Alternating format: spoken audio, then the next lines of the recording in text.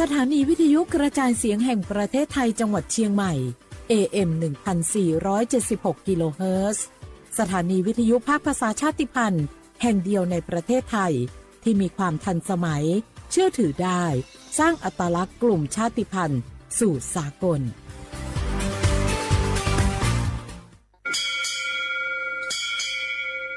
โอโบดะจ้าโอเบชเปอร์เหมอซุงคาปอกว่าย้อซงตัวดูธรรมาสถานีวิทยุภาษาชาติพันธุ์แห่งเดียวในประเทศไทยทันสมัยเชื่อถือได้แล้วพบกันที่สวทเชียงใหม่ AM 1476 กิโลเฮิรตซ์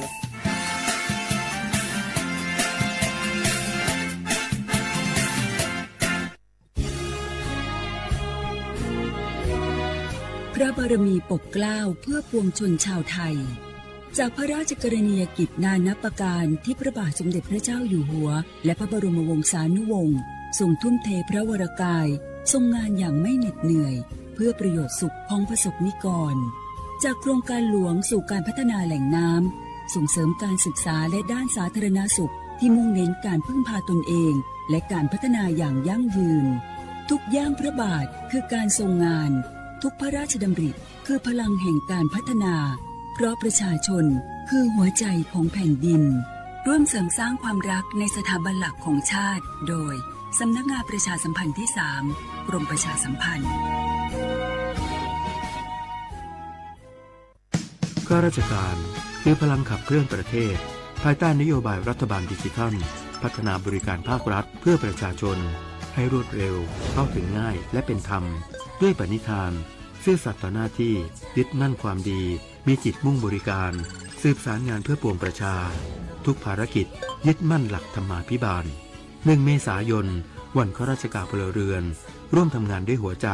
เพื่อประเทศไทยที่ก้าวหน้าและยั่งยืน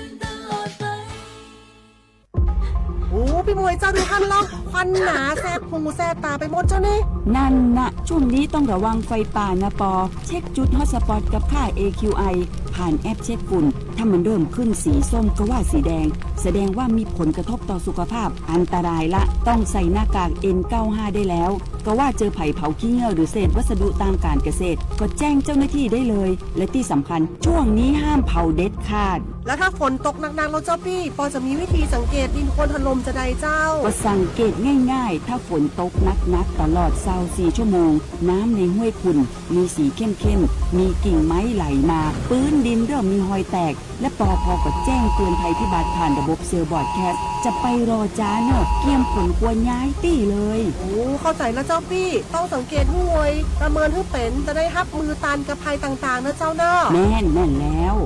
สาธารณภัยไม่ใช่เรื่องไกลตัวรู้ก่อนเตรียมตัวก่อนลดความเสียหายทั้งชีวิตและทรัพย์สินด้วยความปรารถนาดีจากสำนักงานประชาสัมพันธ์ที่ 3 กรมประชาสัมพันธ์สหายเตียยมัวมอมะเร็งหล่อสปสชกู้เจิงล้างไก่คอมอจอยอตัวกัวมอเตอลีกือชั่วหายย่อเหาสิทธิบัตรทองเจลีมั่วใจใส่เกมออย่าลีผ่าตัดเคมีบำบัดฮอร์โมนฉีรังสีหลอกคอเทียหรือยาเตอลีกือชั่วตัวสัตว์จือหยี่เทียเสียจือเชื่อดอตุหนึ่งมัวมอเตอนูนสีตอนเดอสปสชเบอร์สต้องยออีเปเปศูนย์สปสชเขตเชียงใหม่ยอศูนย์จีเปอยีจีเปจีจีดัวนอหลักจึงม่วงเบอร์สต้องเจ้าจอถูกหลดยังยออีเจ้าศูนย์เทียจอมัวมอลือเฮายออีเปอเป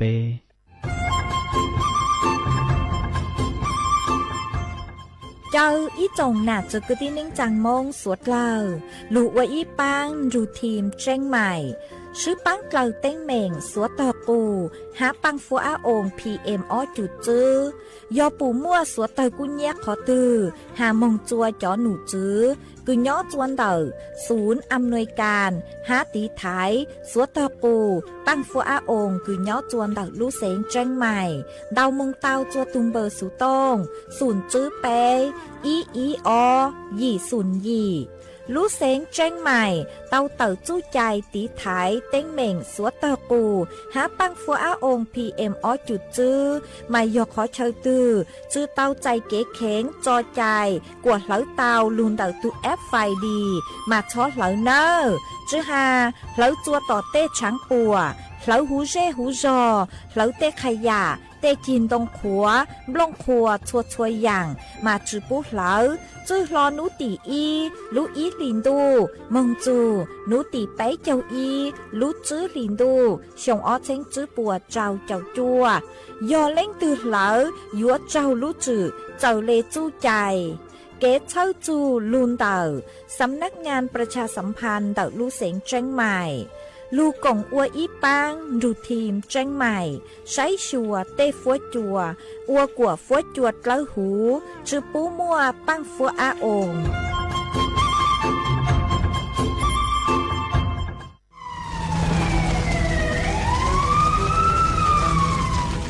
สวดเลยปัวเป้าหาตา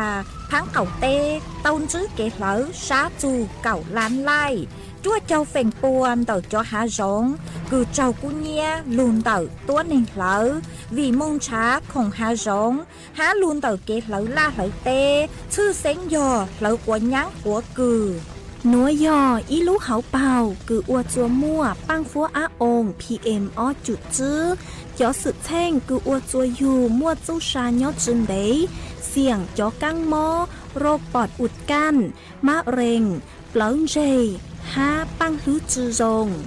สถาบันวิจัยวิทยาศาสตร์และเทคโนโลยีแห่งประเทศไทยท้อเจอสวดเลอช้อเหลอกัวฟ้วยจัวจงจัวสวดเลอรู้รู้โครงการเตาอวนนโยบายเกตหลงเป๋าเกอวล่าอวเต้กวดช้อมมั่วปังฟัวอาอง PM อ้อจุดจื้อเกตเชอลุนเดาสำนักงานวิจัยแห่งชาติ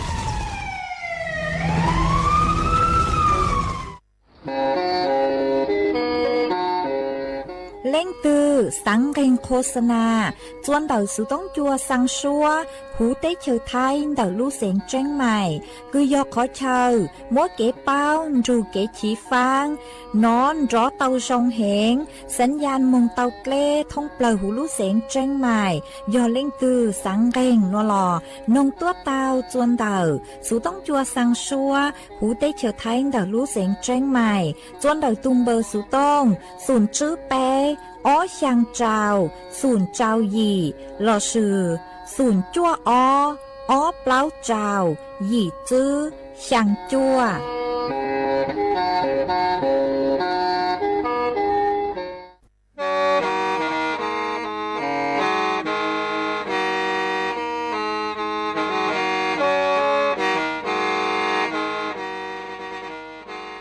เดินนัวสุต้องจัวสังชัวหูเต้เฉอไทยเดินลู่เสียงจังใหม่ลู่เชื่อเหอหาลุมงอีนูไปหาออจายังเซินจูไปหาเถ่าเชื่อเหอจื้อเต็งจูเจ้าเต็งยังจองดูไปหาเถ่าเชื่อเหอเก่าช่างเต็งจูเก่าหยี่เต็งช่างเตินเต่าช่าง AM เต้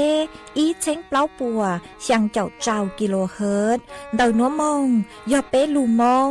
สวดเลยชอกังนงเต่า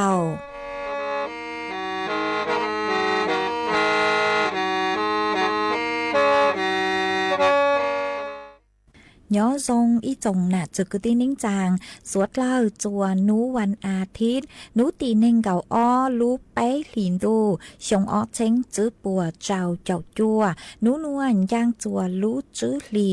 ซาเปล่าตูจากึกังนูนวยย่อยย่างปีกีย่างจัวลูจื้อหลีซาจื้อตูจากึกังปีกีย่อลาชงนัวย่อเน่งชงเต่านัวกูย่อจัวเส็งว่างดงชาดอกกังจอนดูสุต้องจัวฮาลูมงเดาลู่เสียงเชียงใหม่ตัวนซื้ออีจงหนักจึกตีนิ่งจางสวดเล่า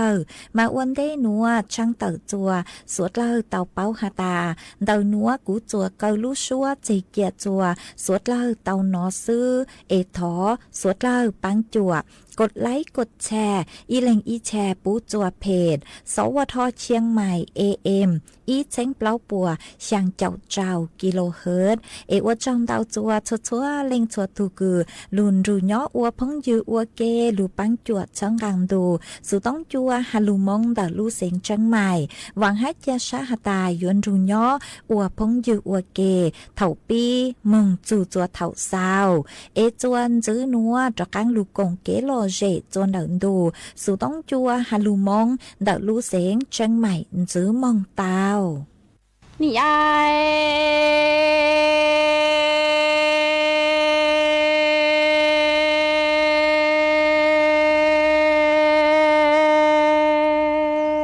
ที่หลังตู้จะว่าดอกว่าเอาเอชื่อดอกเจลอนดอกโตตื้อดอกจีโตเนี่ยนามีน้องหล่อคือกาเกียเอหลังตู้เอปลังโอดอกย้อนหนูชีจงเยอะต่อกีดีให้จงบริก็ให้ก็เอโรนอดาđăng tia có chi to e có cú nhà sai lu chi rằng ra to mu chờ lỡ có nhà có chi lăng nhà e yo mò inu tư mi đâu tình cỡ lò li chi cha chi có nhỏ cú mu cha mi tê trồng lỡ du cú nhà sai cho có lo có chữ xe căng to cú nhà lằng sai nó e yo mò inu tư cú nhà sai mò lê ư đại đô gì đang ở tia chỉ yo xua trò xua nắng trò ca e có nhỏ chỉ có chỉ cho đồ xuyên đồ đủ mù yo ta sang từ lâu mi chạy muang ô ca ni chỉ lăng tu cha nhỏ đủ si trong bia cho mi kê đi hay trong qua lúa nó mi qua tao qua sư tao chỉ lo tao tao tư tao chỉ cho nhà na mi nông lò cứ ca cứ chỉ lăng tu lăng ô đó nhá đủ chỉ trong tao kê đi hay trong qua lúa nó chỉ cú nhà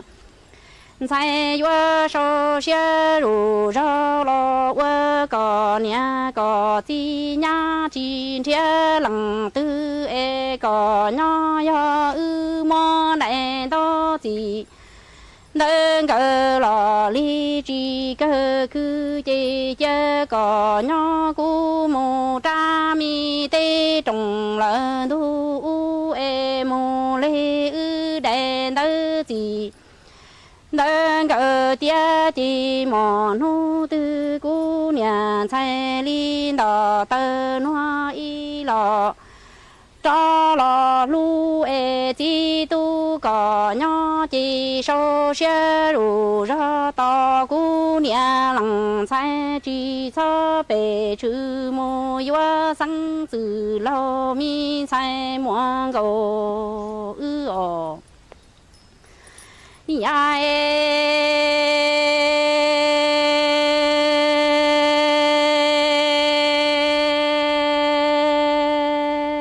ti lăng tu lăng ở đó nhá đủ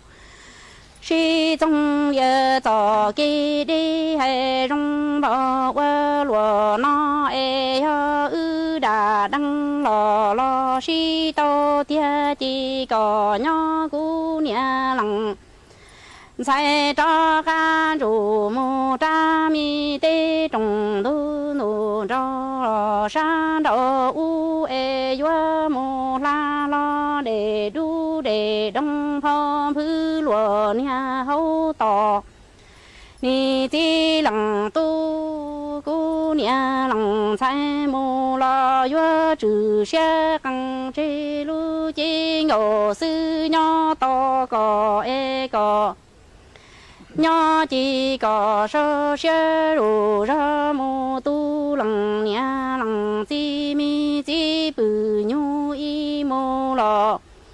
nho tua kia e cu nhà lăng sai mô tra tê trồng tu u mô a nhà bê xong tỏ đề na mô ư đại mi đơ tì ngơ lò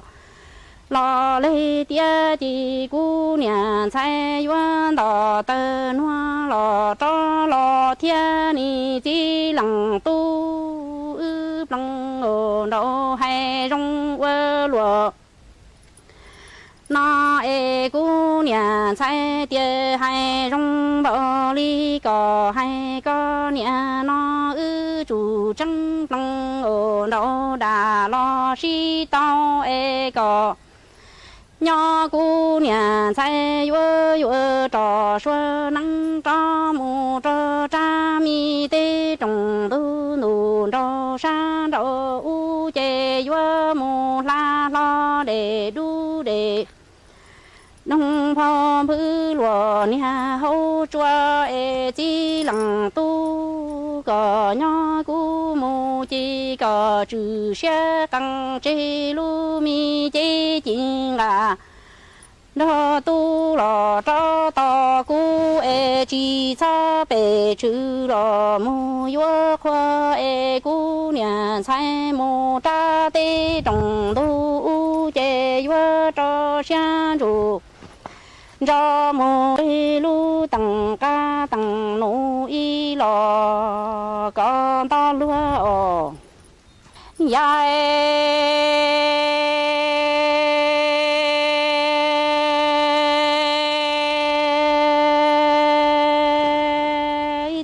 lăng tu hay rong bờ li có nhà nó cu nhà sai mà lăng tu đã to yua ta cho pro cho có nhà có ti lu lúa tê e có nhỏ chỉ cho bể chữ cho lu chế chính à đó tu to lúa bể cụ ở cha mi ngô sư đỏ tơ noa cho tuổi thế ni chỉ lăng tu chế lu chế chính à đó tu cho cũng nhà sai mu tràn đâu lọ đầu tư tia e cu nhà sai vô tròn rù lo cái khó có to có nhà có chi mi tu chi rằng ra ya của cái mu qua nằng san đủ tua xin đi lo cho bê tê ni chi lăng tu lăng ở đâu hay rong qua lúa nó rau nó cu nhà sai mua cỏ lu chi rằng ra đó tu vui rồi chỉ cho cỏ nhà cỏ chi lu lúa tê e lăng tu nhớ rủ trong tiề qua cho sư dân đó cỏ nhà cỏ chỉ nhỏ e sơn đồ đại cho lu luôn cho e có chỉ cho bể chữ cho lu chỉ chính cả đó tu cho lu bể cũng sai đó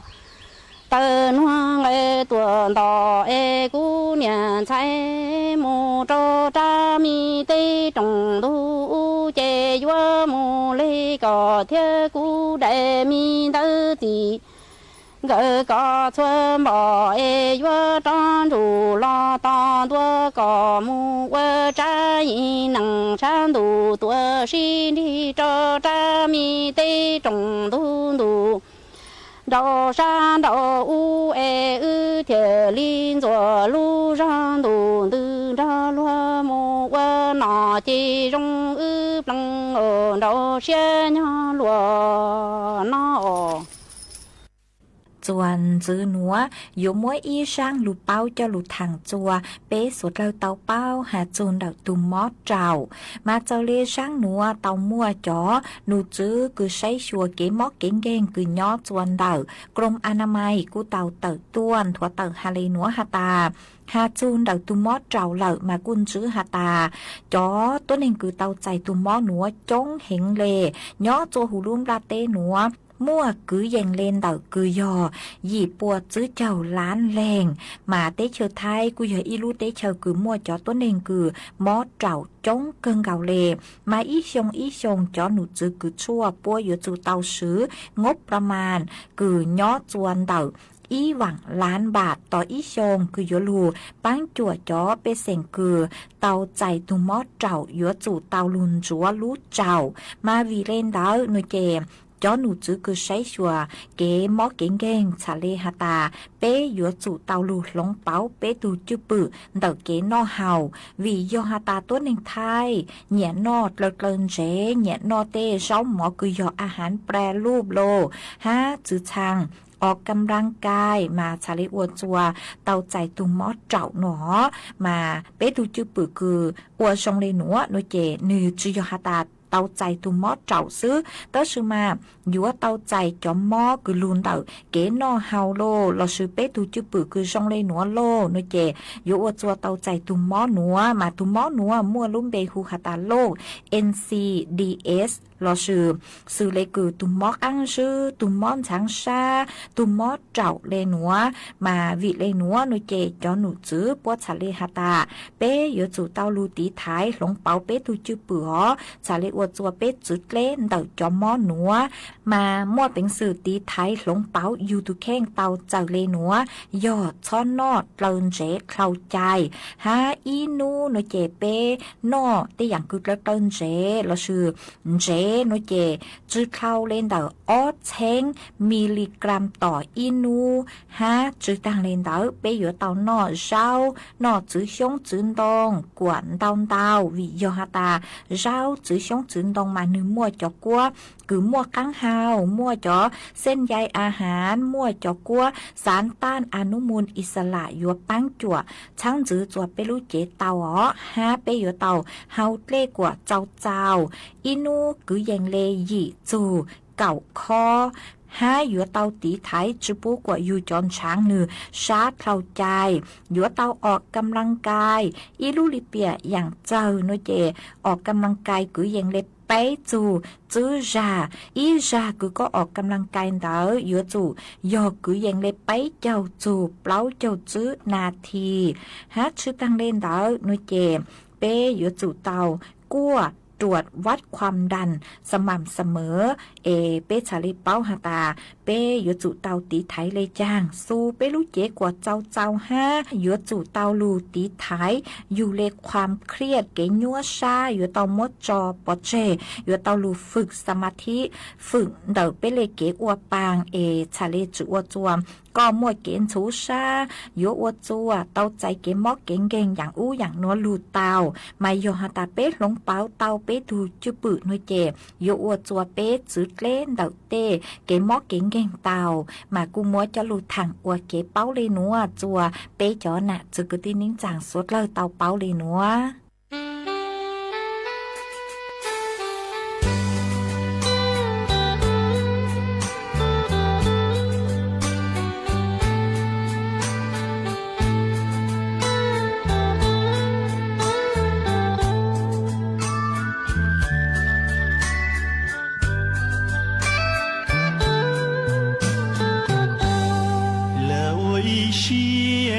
金家高，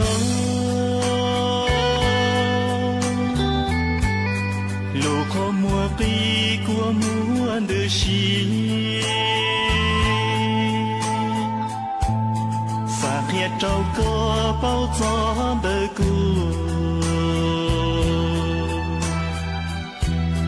别古正路人家个歌。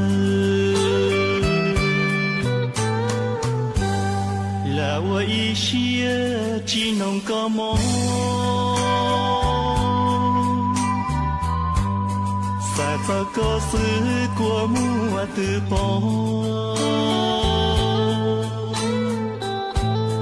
là tia chinh gió bơm bão xua to xa có ư rong li giá ta lo đi vua đuôn tay ư to kê xì lô chia li tô mù rong li phó phó lời tia chỉ cho chỉ thông thấu giờ li lu nu yuan giải lu li là tia chín gió mù rong có mò hầu lu xia mò nữ bùa khi thế dầu nó trên chế chỉ múa có lời vừa lu xì hơ trình gió có cơ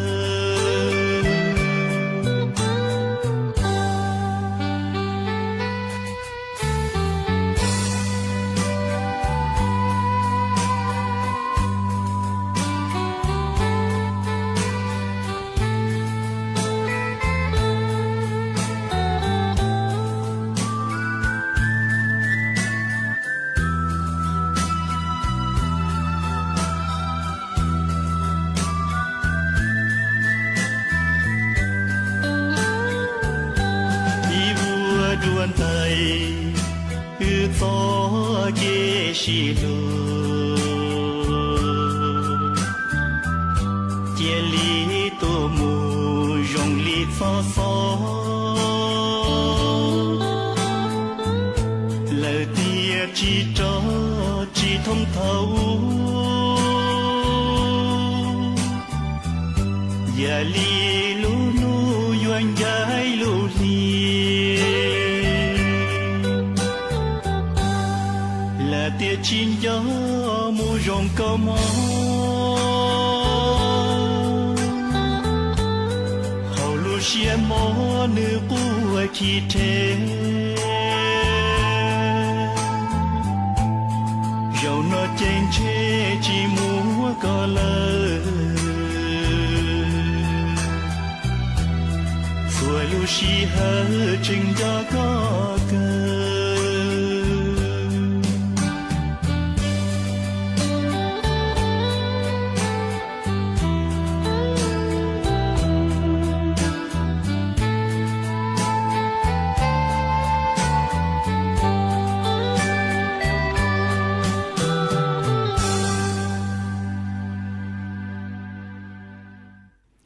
giải mình có mong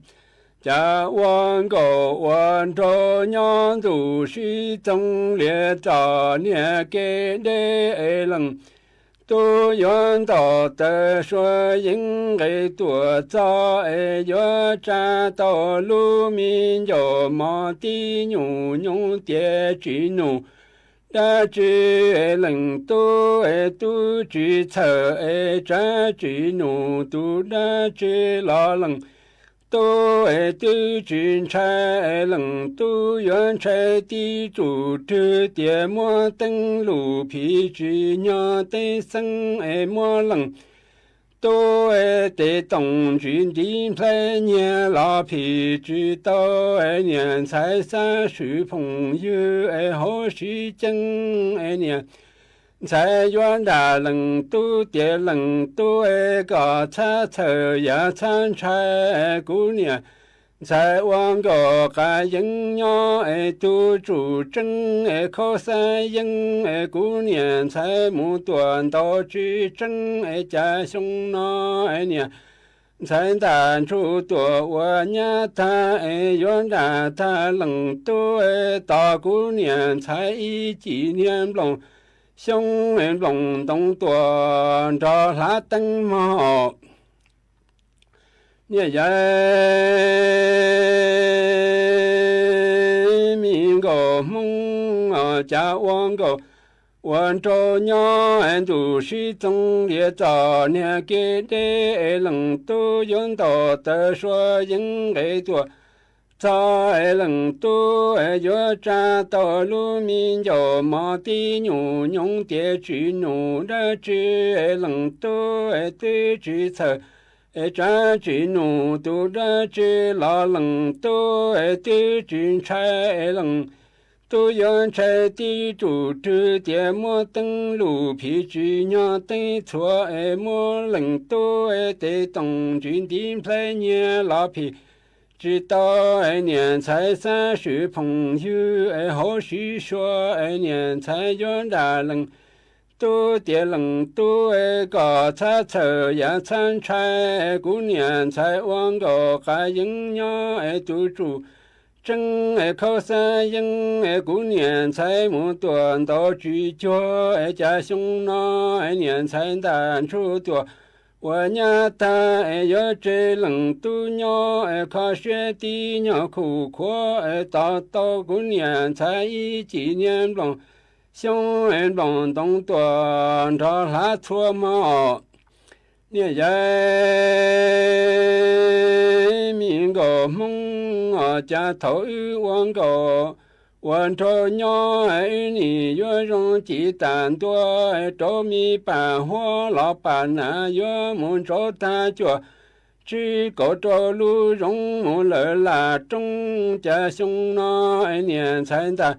如多我娘他越这冷都鸟靠学的苦苦生涯越里人都在只过么越梦着他一几米半马半东多是都帮忙你人民个梦啊家头往个梦多万朝鸟你越用鸡蛋多着米半活老板呐越梦着他脚只个着路容木来奴增家兄那年才大如多我娘他要这冷都鸟靠学的苦苦生涯越里人都坚持过么要梦着他一几米半马半东多是都人毛你人民个梦啊家头往个梦多万朝鸟你要用鸡蛋多个米一层加个我路米能穿度多心居着路容奴增个脚该家兄那年才大如多我娘他要这冷都鸟靠学的苦苦生涯越里人达到都米老一增加个芝麻个花生的有人多菠萝的路米些如果么要帮着他一几米long兄long东路的鸟住多么着手人毛人民个梦啊家头往个梦多万朝鸟你越用鸡蛋多个米一层加个我路米能穿度多心居着路容奴增个脚恰家兄那年才单出多我娘他要这冷都鸟靠学的苦苦生涯越里人达到都米老一增加个芝麻个花生的有人多菠萝茶路米简直过么要帮着他一几米long兄long东路的鸟住多木着说你起来木多举起身你越起鸟路米老生可怜个多双军跟起身木多举起来你越起鸟路米老生可怜个多双军干嘛จวนจื้อหนัวอยู่มัวอีจอลูช่างเต่าลูนเต่าจอหนูจื้อกุย่อจัวสถาบันวิจัยวิทยาศาสตร์และเทคโนโลยีแห่งประเทศไทยเราชื่อวจลูช่างเต่าจัวสวดเล่าเต่าเป้าหาตาทอเก๋กงเต้นเต่าเป๊จอน่ะจือกุที่นิ่งจางสวดเล่าจื้อช้อเหลาจัวรู้ใจต่างชื่อหนัววิโยหาตาย่อจัวรู้ใจต่างชื่อหนัวปู่เต้าหาตามั่วจอปังฟัวอาองPM อ้อจุดจื้อปีนเต่าเห็นตัวเหล่ามาโยหาตาเป้มั่วเก๋เหลาจื้อหาเหลาล่าเหลาเต้ลอชื่อมั่วเก๋กางมงชาเต้คงย่อจัวต่อเต้หาร้องจื้อหันชานยี่ลอชื่อชาจะเช้าผักหวานเอวจัวมเหลาหาร้องมาทอสวดเหลาชอเหลานัวเนวิโยหาตาโยอวจัวฟัวจัวจื้อซองอ๋อเท่าคือฟัวจัวจื้อซองเหลานัวเจยัวอวจัวเป้เต่าใจเป้มัวเป็นสื่อคือยัวมัวม้อมวนเกงลูย่อจวนดักเป้ลูเจเต่ามาวิเลนดาจอหนูจื้อคือย่อจัวสถาบันวิจัยวิทยาศาสตร์และเทคโนโลยีแห่งประเทศไทยทะเลทอเกกงเตจัวเป้สุดเลหาตาชอเหลาเนอลูชื่อปังอัวกว่าฟัวจัวซองเอเปเตมีตู้มีนัวสัวเลทะเลเต่าใจจอฟัวจัวซองลูอัวปังอ๋อเอกูหอมัวช่างเต่าเลนัวจัวสวดเลเต่าเป้าเลนัวเอทอเกกงเตนเต่าสวดเลห้า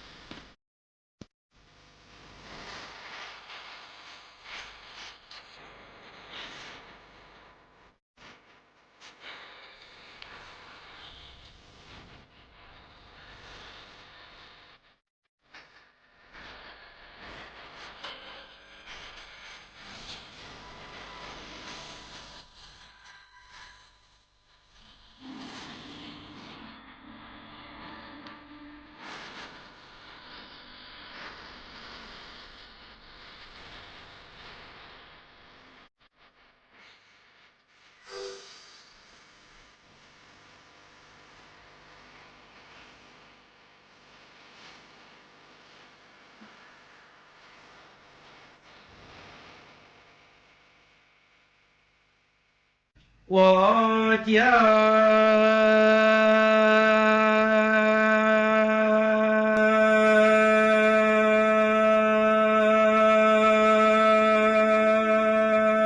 路我一种个地梦能好在要加入你寂寞个叫寂寞天脑路迷目hoàn dầu ya ba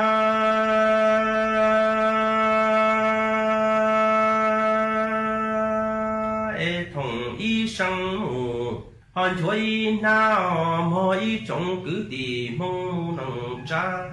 thâu du nọ ca nhớ rong tư chi lùa tư en che ti chủ tư cha mùa y nu tư en che yo mùa trồng plau trồng thu si cứ rù ria mù họ chọn ra mà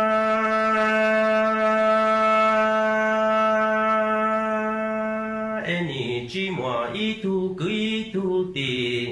họ nhớ khó tư mù chế tê ba mùa mó cho mùa trong lo che yo chỉ mùa y tu sang cứ cho họ lỡ sang tia tua quay thả nắng mù say tu sao mỗi trong cứ tì mong mù nắng trái yo我家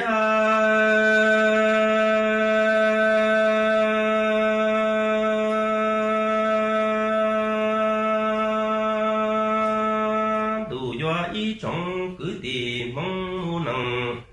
họ cha yu ni chi mùa cứ cho chi mùa thiên nọ lũ mi mù dâu ya tê ni công nhà họ y pla mù chỉ chê ni tu xian thùn choi thâu nọ ca nhó rong chê chê tư chi lùa họ tư nhìn chai chai tí chủ tư trả mùa y nu tư mùa trồng plau trồng họ tu si cứ rủ ra mù cho đã ma trên che yo chi mùa y tu sang cứ cho lỡ sang thi tua họ mù ban đề che mùa y nu tu tư mùa mò cho mùa găng lo ni chi mùa y tu cứ y tu tì họ nhớ khó tư yo tua ba cái tua cho ba tê là mai trong cứ tì mong cha ni tu xia wa lo theo cho họ kê chi mùa cứ cho chi mùa theo ý trong cứ tì mong mu nằng cha ni li là mu nhó chầu tề họ xua đây là tề ma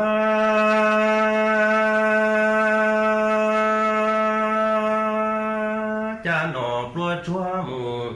họ yo đây đuôi nọ plua cá mù nó đây đá mò ý trong cứ tì mong mu nằng cha ni rong chi chở tu cha họ nhé là li mù nhỏ sơ tu cha pu mù to su pha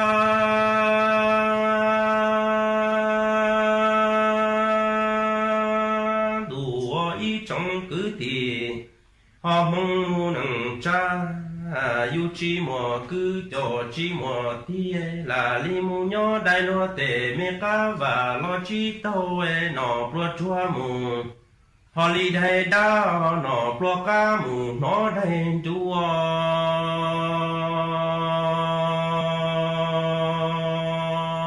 là mù nhỏ chậu má chậu họ li sơ xoay ni chỉ do cứ do tì công nhà chỉ mù y pla yu ni rong chi chở tu cha họ nhé chê là li mù nhỏ bông tề cha pu la ma y trong cứ tì mong mù nằng trai yo cha ni họ tu xia wa lo tia tờ trong plan cha trâu sâu lu đủ lo cha rong li lu đủ mùa hà lu nu sư tư chi mùa là lu li lo mùa cứ cho mùa thi loa nè hà mù cứ y sông đủ rong mù li buồn thì lúa gió tua say lúa cứ cho lỡ lúa tì lúa nì tua thả tí tù ta cho kế sĩ lú cùng ý nhà cho lỡ ý chi lúa gió cho lò lúa nì mùa mê trông mà lỡ trông đuôi lò bù trông cá tua mua trâu trí trong lý cú chi mùa cứ cho chi mùa họ ti chê nì rau đắng tê nụ noa mù ó cha sai lú chèn chỉ ông qua mua mù họ si tư si la ma y trồng cứ tì mong mu nằng trái yo qua cha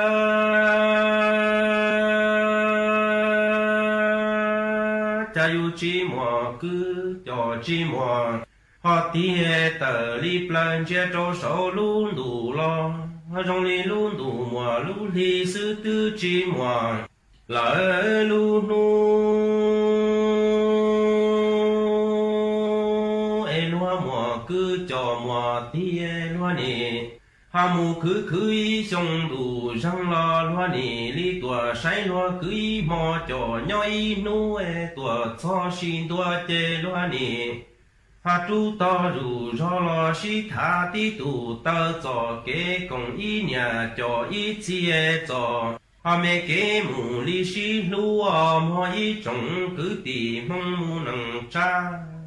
cha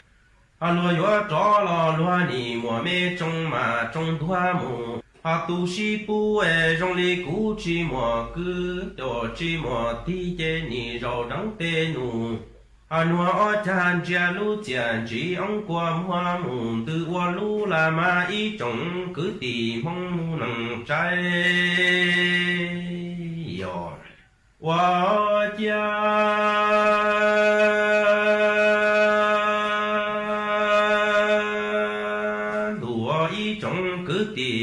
mong mu nằng cha yu chi mùa cứ chi mùa họ thi nì tu xia ta li ya xin đua tu tò bó tò lỡ bê tu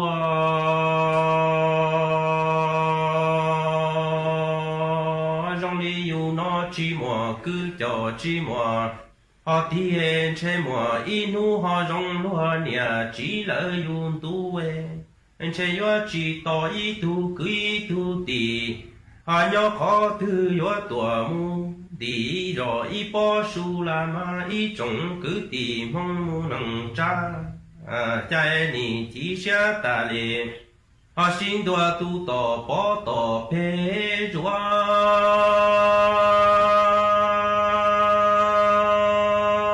trong đi yu anh chơi mùa ý nu tu từ họ trong hoa nhà chỉ là dùng tu loạn chơi chỉ to ít tu sang cứ cho họ là sang tia yo toàn đi rồi là ít bỏ mỏ quá chê chủ lu mù cứ cao đu chủ chi lu mù họ cứ cao chạy lần cứ chi mùa thì chê họ khơi cao cho lỡ mù hay mò ít trồng cứ tìm không mù nằng trái yo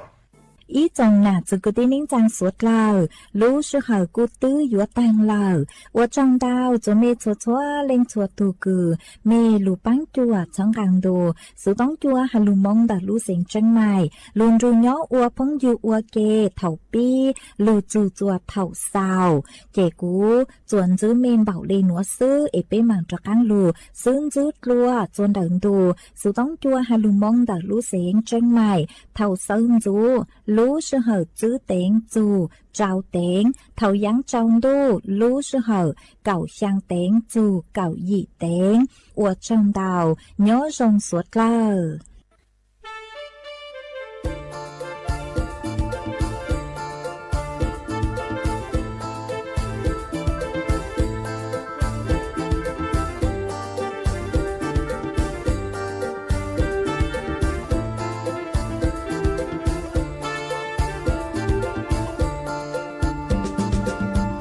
dạ lù nó ya lù ba hoa hai một thủa cho chó nhiều tay phân chọn dài có kia cho cá dài lú pla dài chuột tông cân nhiệt chừng cơ lú say lú chua còn dài uống có pha cho mù chừng mua tù nu chọn dài nhiệt tay hai ra ta ra tua dài từ mùa chừng pla nhiệt trâu nhiệt chừng hao ta ra do chỉ sát cho nhiệt dài gông giờ do chừng tờ hao vô lú cháy trên chết để thích khờ lần xứ cho một lưu là dân chỉ sau vì luôn có một trong mình tàu cho sát tàu để tu minใจchỉ thà hai biết sợ được bao cho sẽ ao thì li là doa cho một tua có cả in đủ dòng nông lù thì lòng sẽ lở lỡ lạc khờ có mu thời sông do chừng do qua li thác u qua sẽ đu chỉ lớn giờ tờ niềng con giờ do chỉ một chế cho qua để thân thiết rộng o do kế cho giải uống câu pha do có xa do có chỉ lu chừng do chu còn lớn nâng bìa có uốn nìa do họ tư tia cha chim lia tên dài tây vấu có xí câu sao xia lư lo cha chỉ khó có lớn muôn nhia có chỉ tia li lua lử tu chừng vô mù chứ lớn xin trâu tên luồng cao tôi chừng muôn tàu tôi chỉ to một gì mùi gió chừng gió chúa con dài luôn nâng ra có măng mà mi nhiệt tay do con dài chừng tròn đâu gì để cho ý của tua gió nữ tròn trừ thế là gió sư cho quần lư thế li lạc khờ cho một đời cho kê nhua xia chừng chuột thia và cho bút thâu สถานีวิทยุกระจายเสียงแห่งประเทศไทยและเครือข่ายทั่วประเทศเสนอข่าวต้นชั่วโมงรู้เร็วรู้จริงเกาะติดทุกสถานการณ์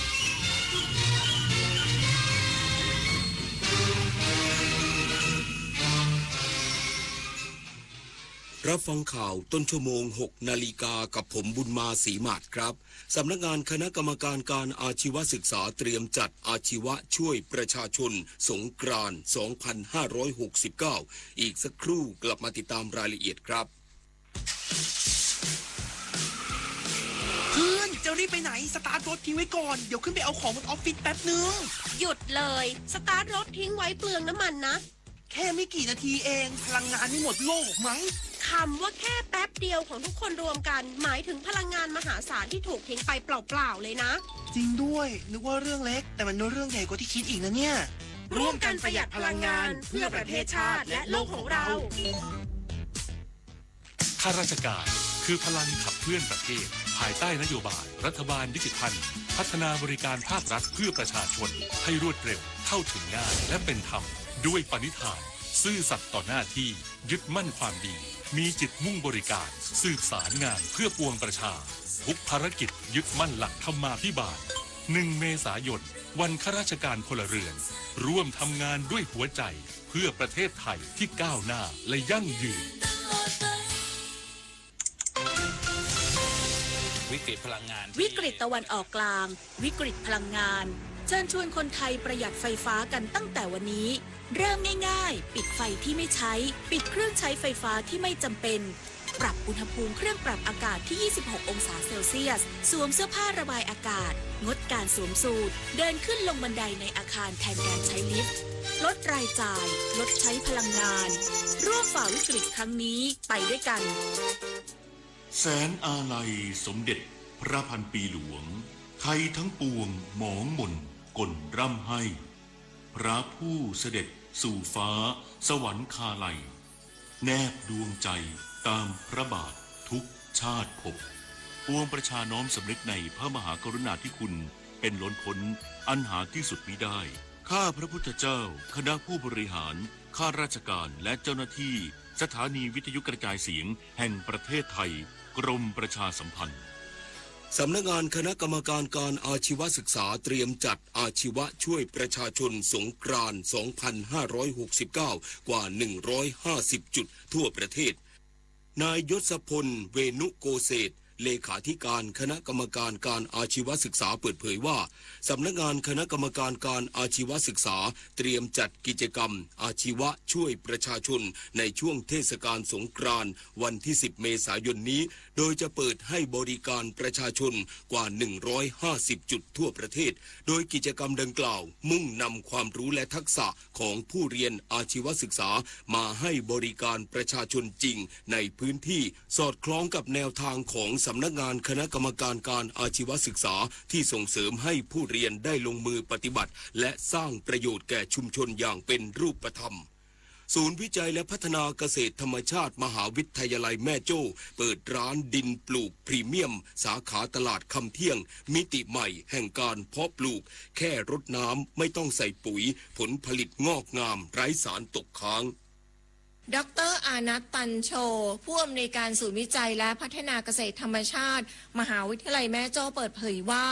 มหาวิทยาลัยแม่โจ้ได้เปิดร้านค้าของศูนย์วิจัยและพัฒนาเกษตรธรรมชาติมหาวิทยาลัยแม่โจ้สาขาตลาดคำเที่ยงเพื่อเป็นศูนย์รวมสินค้าเกษตรอินทรีย์และผลิตภัณฑ์ออร์แกนิกที่พัฒนาโดยมหาวิทยาลัย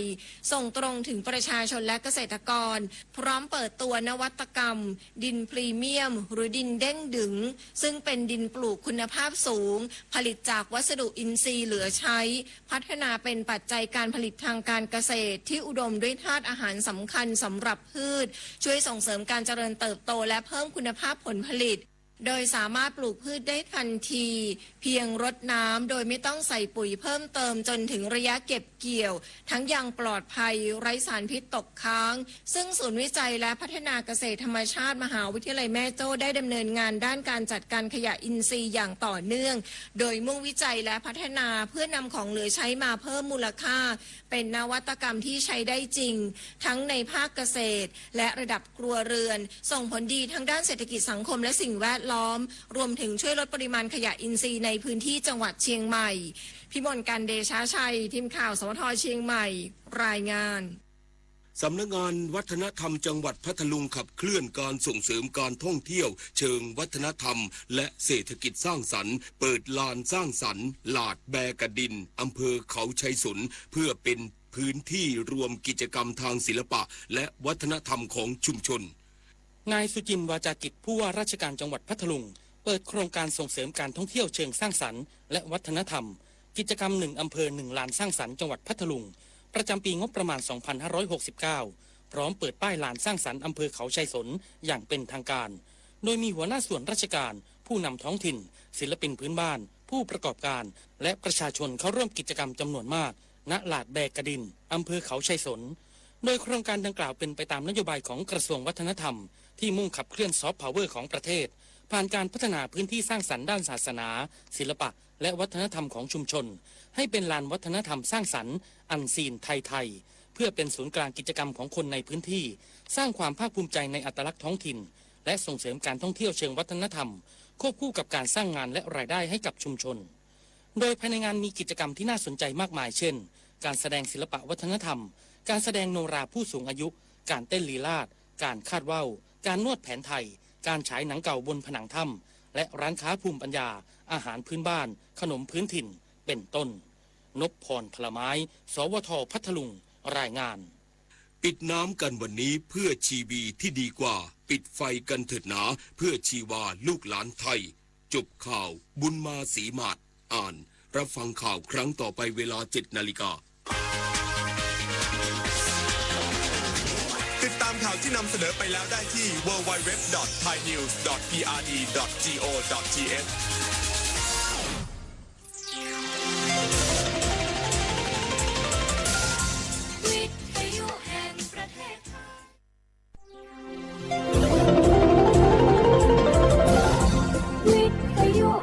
ประเทศไทยให้ความรู้กู้ความสุข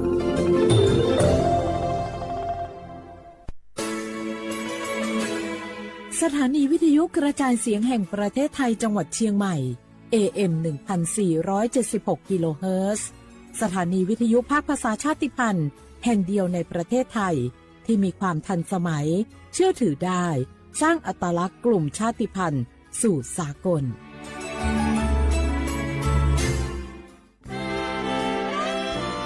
ลอดประวัติศาสตร์ของชาติไทยพระมหากษัตริย์ไทยทรงเป็นพลังศรัทธาทรงทำนุบำรุงและอุปถัมภ์ศาสนาให้เป็นหลักยึดเหนี่ยวจิตใจของประชาชนเป็นแนวทางในการดำเนินชีวิตด้วยความดีงามศาสนาสอนให้คนไทยรู้จักคุณธรรมความดีและความสามัคคีช่วยประคองจิตใจในยามทุกข์เสริมพลังใจในยามเผชิญอุปสรรคเป็นรากฐานสำคัญของสังคมด้วยพระบารมีแห่งพระมหากษัตริย์และศาสนาอันเป็นที่พึ่งทางใจคือพลังศรัทธาที่ล้อมรวมคนไทยทั้งชาติสู่ความมั่นคงสงบสุขและยั่งยืนตลอดไปร่วมเสริมสร้างความรักในสถาบันหลักของชาติโดยสำนักงานประชาสัมพันธ์ที่ 3 กรมประชาสัมพันธ์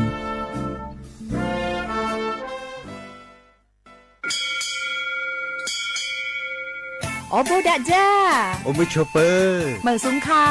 กว่าย้อจง โอดูธรรมา สถานีวิทยุภาษาชาติพันธุ์แห่งเดียวในประเทศไทยทันสมัยเชื่อถือได้แล้วพบกันที่สวทเชียงใหม่ AM 1476 กิโลเฮิรตซ์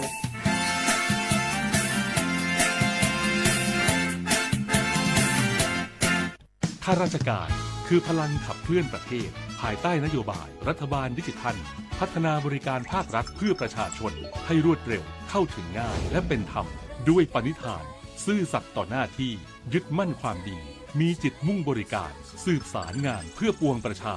ทุกภารกิจยึดมั่นหลักธรรมาภิบาล1 เมษายนวันข้าราชการพลเรือนร่วมทำงานด้วยหัวใจเพื่อประเทศไทยที่ก้าวหน้าและยั่งยืนข้าราชการคือพลังขับเคลื่อนประเทศภายใต้นโยบายรัฐบาลดิจิทัลพัฒนาบริการภาครัฐเพื่อประชาชนให้รวดเร็วเข้าถึงง่ายและเป็นธรรมด้วยปณิธานซื่อสัตย์ต่อหน้าที่ยึดมั่นความดีมีจิตมุ่งบริการสืบสารงานเพื่อปวงประชาทุกภารกิจยึดมั่นหลักธรรมาภิบาล1 เมษายนวันข้าราชการพลเรือนร่วมทำงานด้วยหัวใจเพื่อประเทศไทยที่ก้าวหน้าและยั่งยืนเจ็บป่วยเล็กน้อยอาทิมีไข้ไอเจ็บคอปวดข้อเจ็บกล้ามเนื้อใช้สิทธิบัตรทอง30 บาทปรึกษาเภสัชกรรับยาตามอาการไม่เสียค่าใช้จ่ายยื่นบัตรประชาชนได้ที่ร้านยาที่มีสติ๊กเกอร์ร้านยาคุณภาพของฉันให้บริการดูแลอาการเจ็บป่วยเล็กน้อย30 บาทรักษาทุกที่ที่ร้านยาคุณภาพของฉันสอบถามเพิ่มเติมสายด่วนสปสช1330 24 ชั่วโมงอยากใช้สิทธิ์บัตรทอง30 บาทรักษาฟันสังเกตสติ๊กเกอร์คลินิกทันตกรรมชุมชนอบอุ่นแล้วยื่นบัตรประชาชนก็ได้ทำฟัน5 รายการอุดฟันถอนฟันขูดหินปูนเคลือบหลุมร่องฟันและเคลือบฟลูออไรด์ไม่มีค่าใช้จ่ายไม่ต้องรอคิวนานแถมใช้สิทธิ์ได้ปีละ3 ครั้ง30 บาทรักษาทุกที่ที่คลินิกทันตกรรมชุมชนอบอุ่นสอบถามเพิ่มเติมสายด่วนสปสช1330 24 ชั่วโมง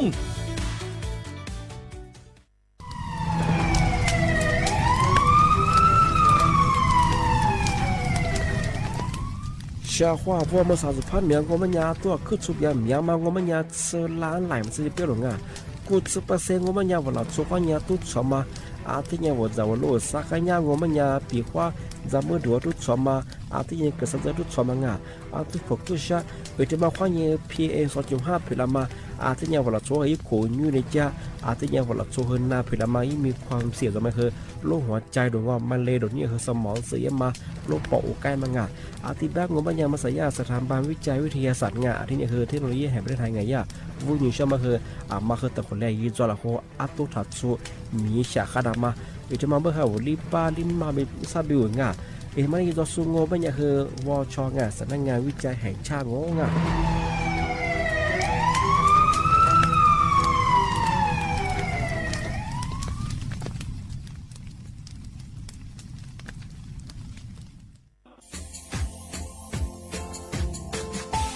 ชาว่าบรางวัลมาปีใหม่อาทิสึกตาจิงชามองมันยังไงอามุสาจังหวัดเชียงใหม่ควายมาปีใหม่ปากไก่ฝรั่งอ่ะ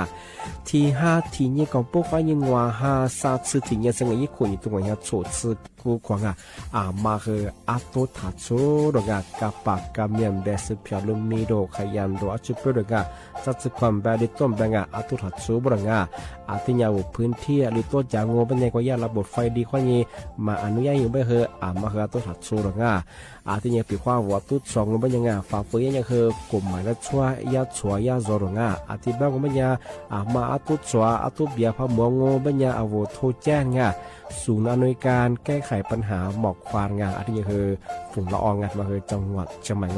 ยี่เบอร์โทรงูเป็นยัง053อาทิเย112808หรือที่มาโงบัญญาสำนักงานประชาสัมพันธ์จังหวัดเชียงใหม่ก็ดีปีมากทีเดียวประกาศอยู่ฝรั่งอันนี้ประกาศมาก็แต่วันไรอยู่จะหลับฝรั่ง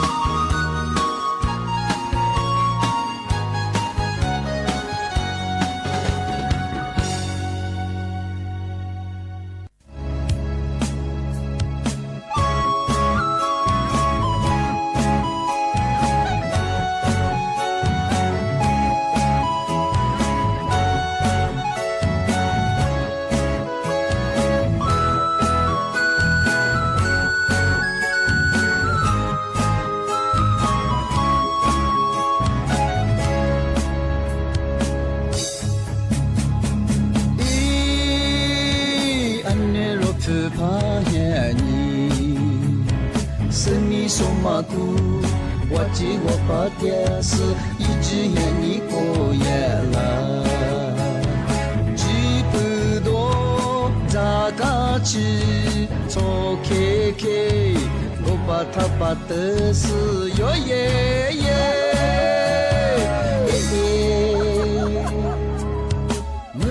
是个季节，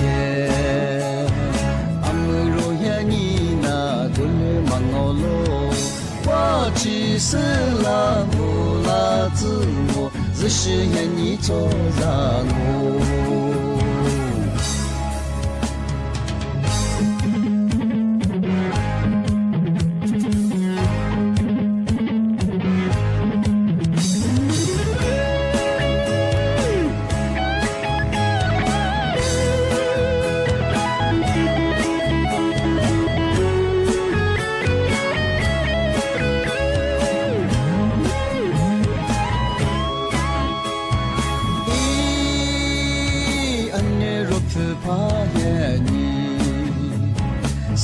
说马古，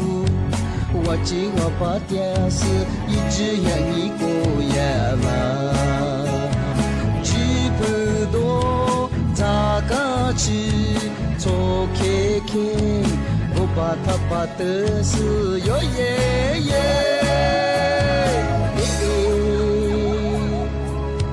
我们不是个季节。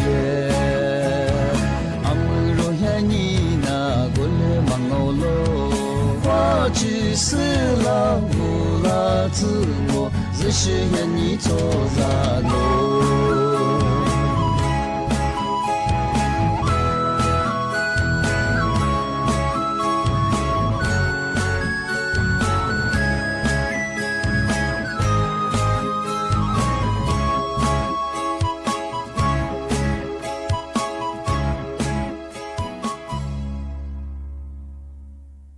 下画不来画画，阿姆萨阿我李苏我都知道画ไปแล้ว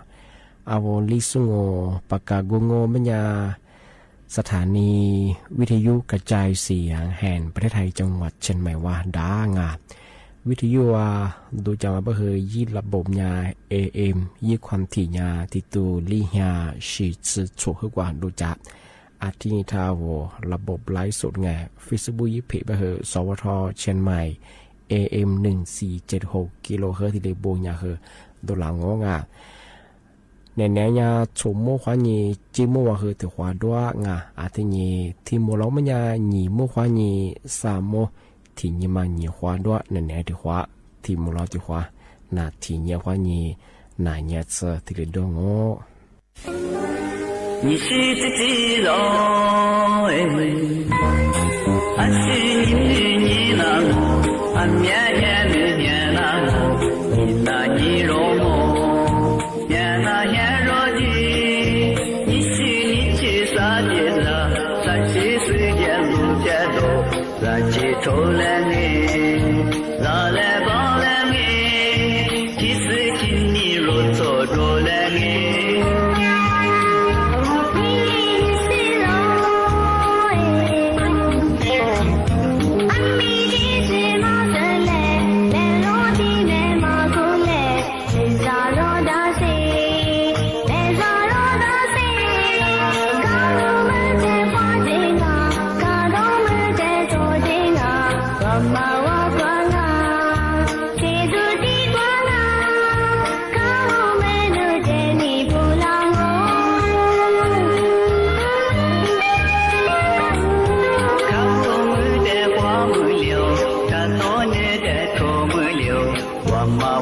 我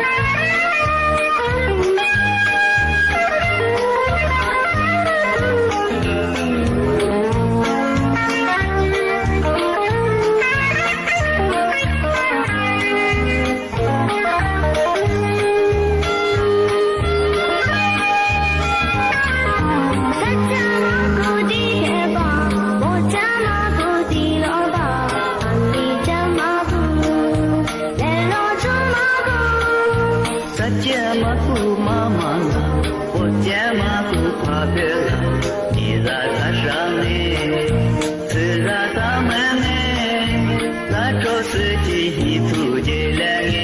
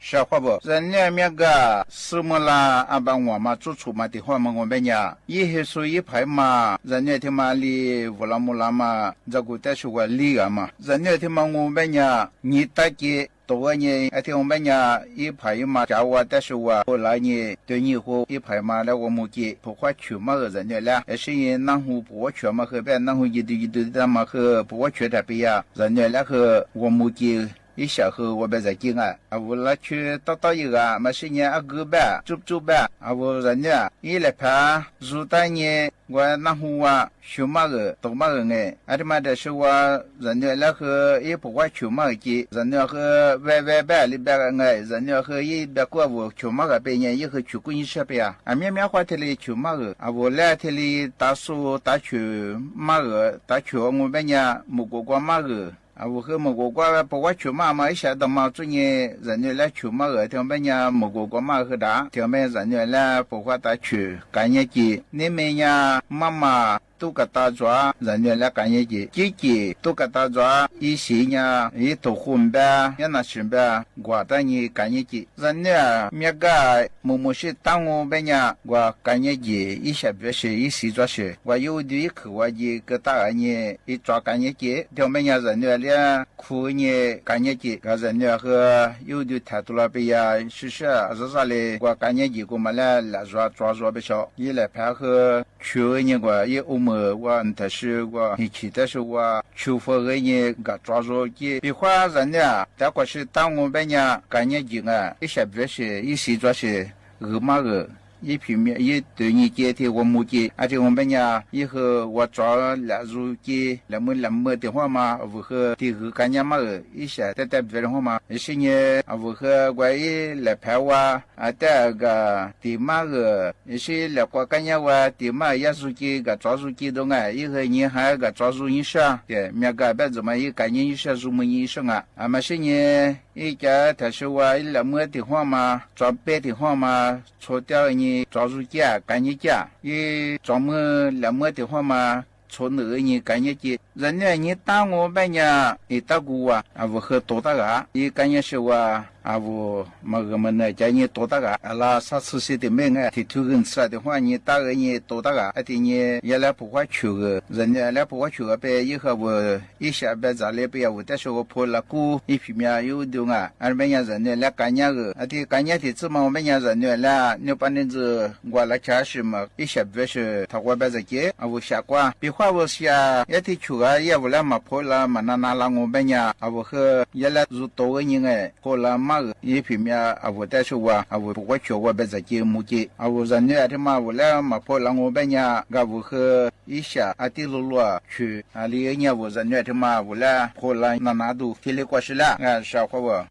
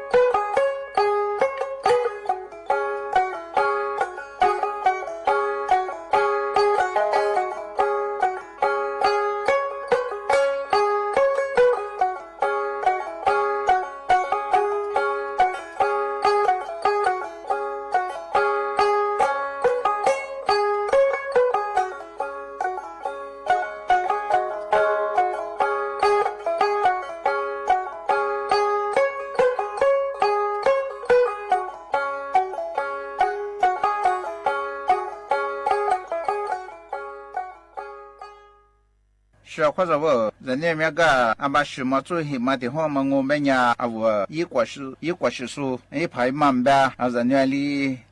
嘛也啦，他说一皮吃一吃啦，乌拉木拉和哈里嘛，人家那个一米库不花去啊我下当年我里全过来也啦啊啦提了把个提不个，本来嘛是呢我来拍出么的话嘛建议，我和人家俩。阿里他一米苦啊，我嘛一米里抓过来嘛起嘛哈，他那个我嘛里苦，一米苦个边呀，啊我但是我人家他妈是多个人，啊我但是我破了去。俺们现在人呢，一个就一过了过，而且嘞马二边呀，以后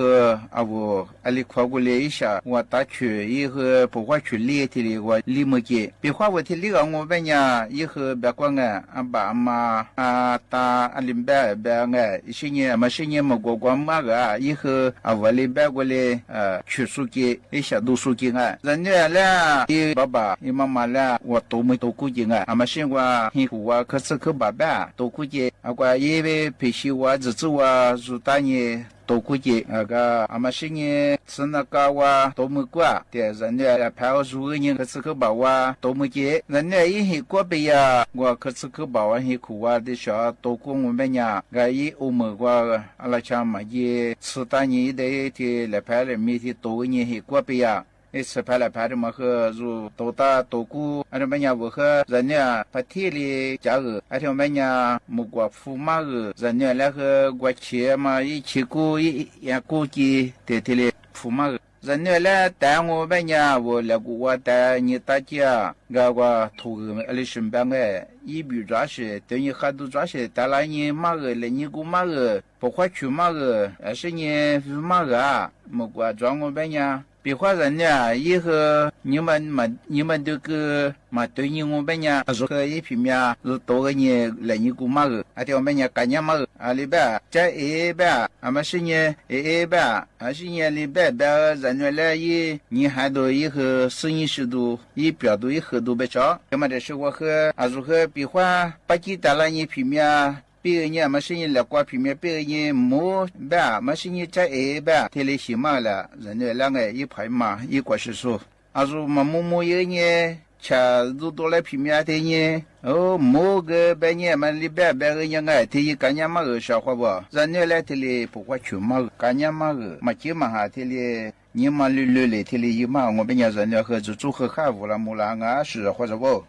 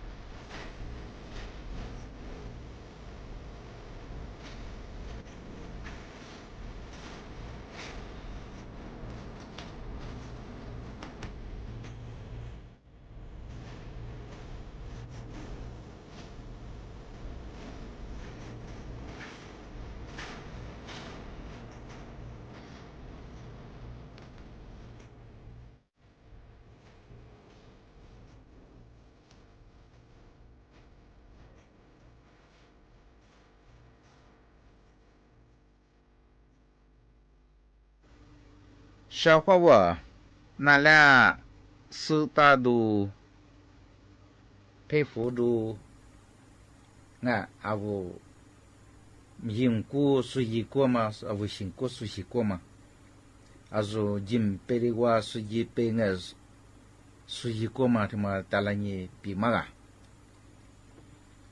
他妈可以拿视频一部没忘哎就是拿视频哈萨希ada bangai hasahi mainichi ada dama tunyi lo dula besinya ngai dia masaya yipum wa krason Asia วัฒนธรรมกีฬาวิทยาศาสตร์เทคโนโลยีอะไรบ้างไงอาทิมาสู่กว่าอยู่โคเลียจุยสภาดึกตามไงหาอยู่เยแบบนี้ที่ยานอวกาศเซลินอะไรบ้างไงเซลิน2อาทิมาโนอาบัสวาเยใหญ่เจดนอจีเจงอ่ะนอบัสควาตัวเย่คนยี่ตรงนี้ว่าซื้อให้กูได้ที่สุขุปีอ่ะอเมสัญญายี่คนยี่ตรงนี้ว่าซื้อกูก็ที่ได้เป็นนอจีเจเป็นเมื่อสุยายันอวกาศไงจะรู้ที่มาชามาคือฟูคืออาจจะแต่หัวมึงก็ชาวเขาฟูอาวุธที่จะฟูส่งเป็นยาที่มือลีตูกูเห็นล้านบาท是的，我说的也这罗人他妈想嘛来约么个去装，而且你呀，还约的还有么我们呀属下么样个人阿瓦干，这拉出嘛自己的意见啊，提高，那么差，阿巴斯的说话也过一节上路一节了。而且呀，到天啊，真的是天嘛，那么说也不得哎，也来古么嘛他妈，他我们话说那都哎，啊他妈的个，ที่ยานอวกาศเซลินได้มั้ยเนี่ยก็สู้เปียไปเชื่อว่าที่วันนี้บัตุลาคมแต่เนาะอบัตสวายจุยเจียงอ่ะอามาใส่ดาวเทียมอันที่น่าสนใจอาตมาอะไรที่กิโลเมตรอันที่หัวมาอยู่จุยจีเนี่ยที่นี่พูดถึงเนี่ย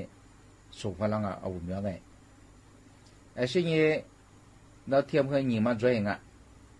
น้อยยาขั้วโลกเหนือจีขั้วโลกใต้วางไงที่อาบัตสที่มาอีมีวางจีเนี่ยที่คุยที่มาใจเนี่ยที่เนี่ยสำรวจยังอ่ะอันที่นอตอีอาใจเนี่ยงานที่มันก็ยากญี่ปุ่นไม่ช่วยไม่ได้ฝรั่งไง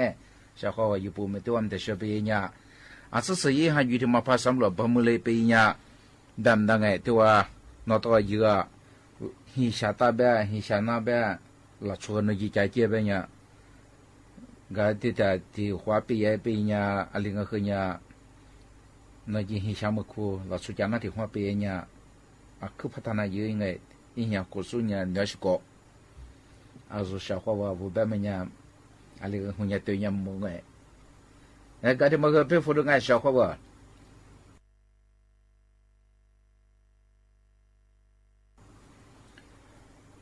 ชาขวาว่าก็น่าเล็บปีกแบบมันยังไงเอาวันนี้เนี่ยเราชูนับเพียงนับชั่วโมงจูมาสกูวุฒิมานาฮิชิมนั่งไงเอาวันชั่วคนเนี่ยข้ามาอาทิตย์สิบเนี่ยเราชูแบบมันยังก็ไม่ใช่ยานักวิทยาศาสตร์สารลัดอังกฤษอะไรบางไงฝรั่งอังกฤษสารลัดมาอินนักวิทยาศาสตร์สู้สิ่งฝรั่งมั้งไงเราช่วยที่การว่าชาวเขาบ่ยี่ว่าเราช่วยเมียวบัวเมียวว่าสิ่งฝรั่งมากูเราช่วยอีนอกกูมาอาศัยไม่ได้สมาอาศัยตัวนี้คือข้าจะกูเลยตัวนี้มัวมั้งไง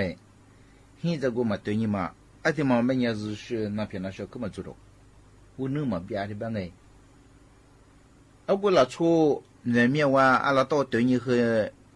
你们吃多嘞，阿拉对你和很多嘞，阿拉对你和说了你不多嘞，阿拉对你嘛还是嘞，对你么嘛，阿哥嘛我们呀吃素面，吃土叫土面，老超过日子嘛我们呀嘛变，日嘛是那片面，说的别哎，那小伙子阿我来出，别慌哎，阿五百么呀，阿是什么子？ มาข้าชมว่าเอ้ยงั้นจ้ะไอ้ข้าหลังก็ไม่ข้าเสียวเอาไว้ที่ดีจากกูเนี่ยเป็นยังสุดท้าย那会哎以后啊我说嘛有话说啊我和啊是对你和哈着过来是对你和表过一闹过来和还是对么我们呀日晓得那票嘛主办哎小伙我和我的表们呀比方那阿妈的我嘛那主任是票主任是哎那个日是影响我们呀啊上边么去提呀说是你们那么去一年哎小伙吧一些年他妈的时候，我本年小伙吧，他妈可以三ตกค้างบ้างไงสารพิษตกค้างใช่ไหมกับสารพิษว่าส่วนนี้สิ่งที่ตั้งเธอเบียดที่นี่สิ่งไง一些年模式是นี่สิ่งที่ตั้งมาที่มากันเนื้อดากันรู้ดามาไงก็เอาวุ้เผาเมียสื่อรู้สึกแล้วเอาวุ้เข้ามาเสิร์ฟมามุงไงจากกันยังไม่เอาวุ้ก็ดิฉันคนนี้ยิ่งรู้เลยมาเพียวมาเลยเพียวมาอาจจะมาขยันจะมัว小伙伴อามาที่จะไม่ยังหลับชัวร์ส่วนยากรมวิทยาศาสตร์การแพทย์หมอสุชินีฟุลามาสุดตัวนี้กุญตัวนี้ฟุลามาไงอามาที่จะไม่ยังหลับชัวร์สื่อรู้สึกตัวว่าเพียวเมียตัวเนี่ยสื่อลีอยู่มาตัวแถวนี้ไม่ยังหมดที่เนี่ยสื่อที่ยาวตัวกันยังไม่ยังไม่เดียที่เนี่ยสื่อที่ยาวที่ว่าเนี่ย意思对了和长下来和ที่ว่า一天别点么个在背应哎ที่ว่าเนี่ย我老出去带来呢感觉是被呢带来在叫ที่ว่า换被呢吃哎ที่别么呢点天嘛呢吃天么呢ที่别ที่我们我们呢嘛吃ที่来找啊ที่个个小伙伴我吃天嘛我们呢有读过那个罗大么呢带子来ที่เป็นมาคุยที่เป็นแต่ด่ากันเนี่ยมาแต่จะด่าที่เป็นมันเนี่ยมาสื่อสารมาไม่เนี่ยอะไรไม่ใช่จำมือเดียวจำมือดูแย่ไปเยอะสินะพี่อาชาวเขาว่าไม่จะร้องอ่ะที่ยาสารการจัดศัตรูพืชแบบมาคือไงเรียกว่าจงที่ยาออร์แกโนคอลิน DDT ออโนฟอสฟอรัสไอเชื่อคาร์บอนเมทไอเชื่อยาพาริทรอย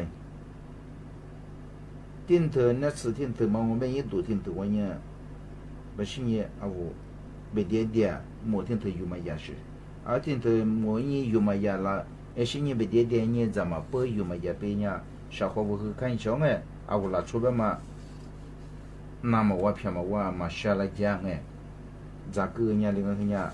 สุดจงมาจมูกเนี่ยมาดังเนี่ย小伙伴，刚才嘛在小我们呀，也澎湃他妈和人班的小主任啦，小伙伴不喜欢那他妈嘛花我们呀，我觉得我咋个啊，嘛是没个啊，他妈和拿票，你拿过嘛的是你个俩，你拿过嘛的干办嘛样哎，的话我们呀，你。喜欢呢，我钱，你自己理解，像他们的，你嘛钱，听头拍出来啊，我嘛喜欢的嘛，花我准哎。那我别和人家那种小伙伴，我的是我拍呀，碰拍他妈我们人别点，我说咋都哎，别点他妈和这个小伙伴，咋他包他们啊，咱们那手抓，别么人咋打。มาคือเนี่ยที่เป็นมาคือจาก个小伙呢มาหัวแพ้จะ手抓过มาคือแพ้มันยังเลยก็จาก个ให้ขี้หัวเพเลยให้ขี้หน้าจื้ออาที่手抓ที่เป็นข้าสารมันยังชนะการ手นี่แบบ一喜欢呢我มาหัว一读嘛一下过嘛ไงแล้วไปดีที่มาคือเนี่ย自己我คือ咋样我ที่เป็นมันเนี่ยที่ว่า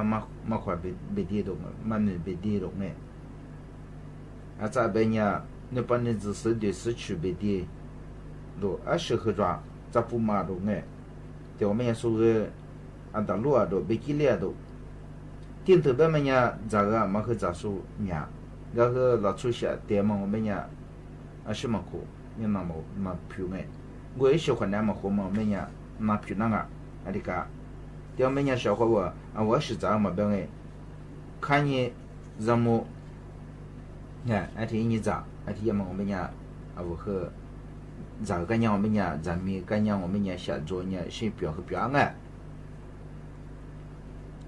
是你咋个他妈的小怎么咱们你别小伙我，他呀，包这么我们家小伙我把就是你咱们天我一度抓怎么当个我们家他也是啊。特别嘛生哎，包别个我别个人打了你咋个样我们家讲些叫过特别的，啊什么呀？一度个包个嘛苦啊产品哎，เทโทรโดด็อกซินอาจจะเป็นมาจอดู啊，可面嘛，每年一股子我个嘿，阿里边，老出年嘛，生一股子人面边个，啊，我咋个样我每年里个，一五五百一换百咋个样，啊，我拉吃那天啥吃那天呗，我每年，啊，我拉去那米姑姑诶，不得弄皮面天米光诶，阿天讲，一多他妈面怕咋个我每年，下寒的当诶，阿妈พื阿妈怕的皮样啊，是那的嘛。而且把当面小伙我咋是咋个跟别个我他妈咱嘛表咋个人他不个一个嘛中面我也没去瞧我下嘛一会想我们呀是那他妈个是你小伙我我和这么的是拿来比个嘛和人吧ผลิตภัณฑ์กำจัดแมลงอะไรบ้างอ่ะเบียดและเทียม啊，我哩是4月啊，那么哎，小伙我这个啊，我哩月啊，比如话我过去去换2万，当然么个做么这个呢，第一喽，啊，我那次贴他包那次月他包每年吃牌来牌就做一花多半年噻，推多半年，包多半年就包，是你来牌套都套个，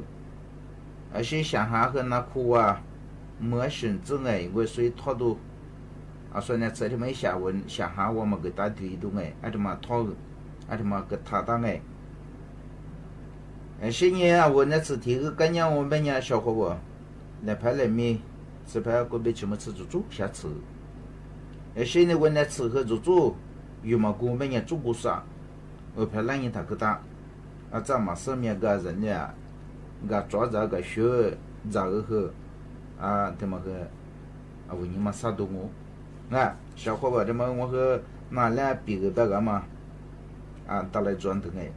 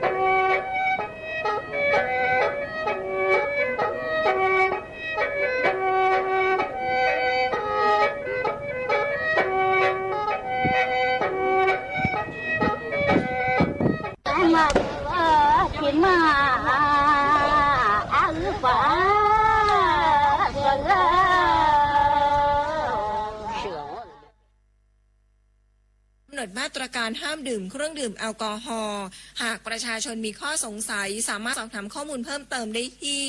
สายด่วนกรมควบคุมโรค1422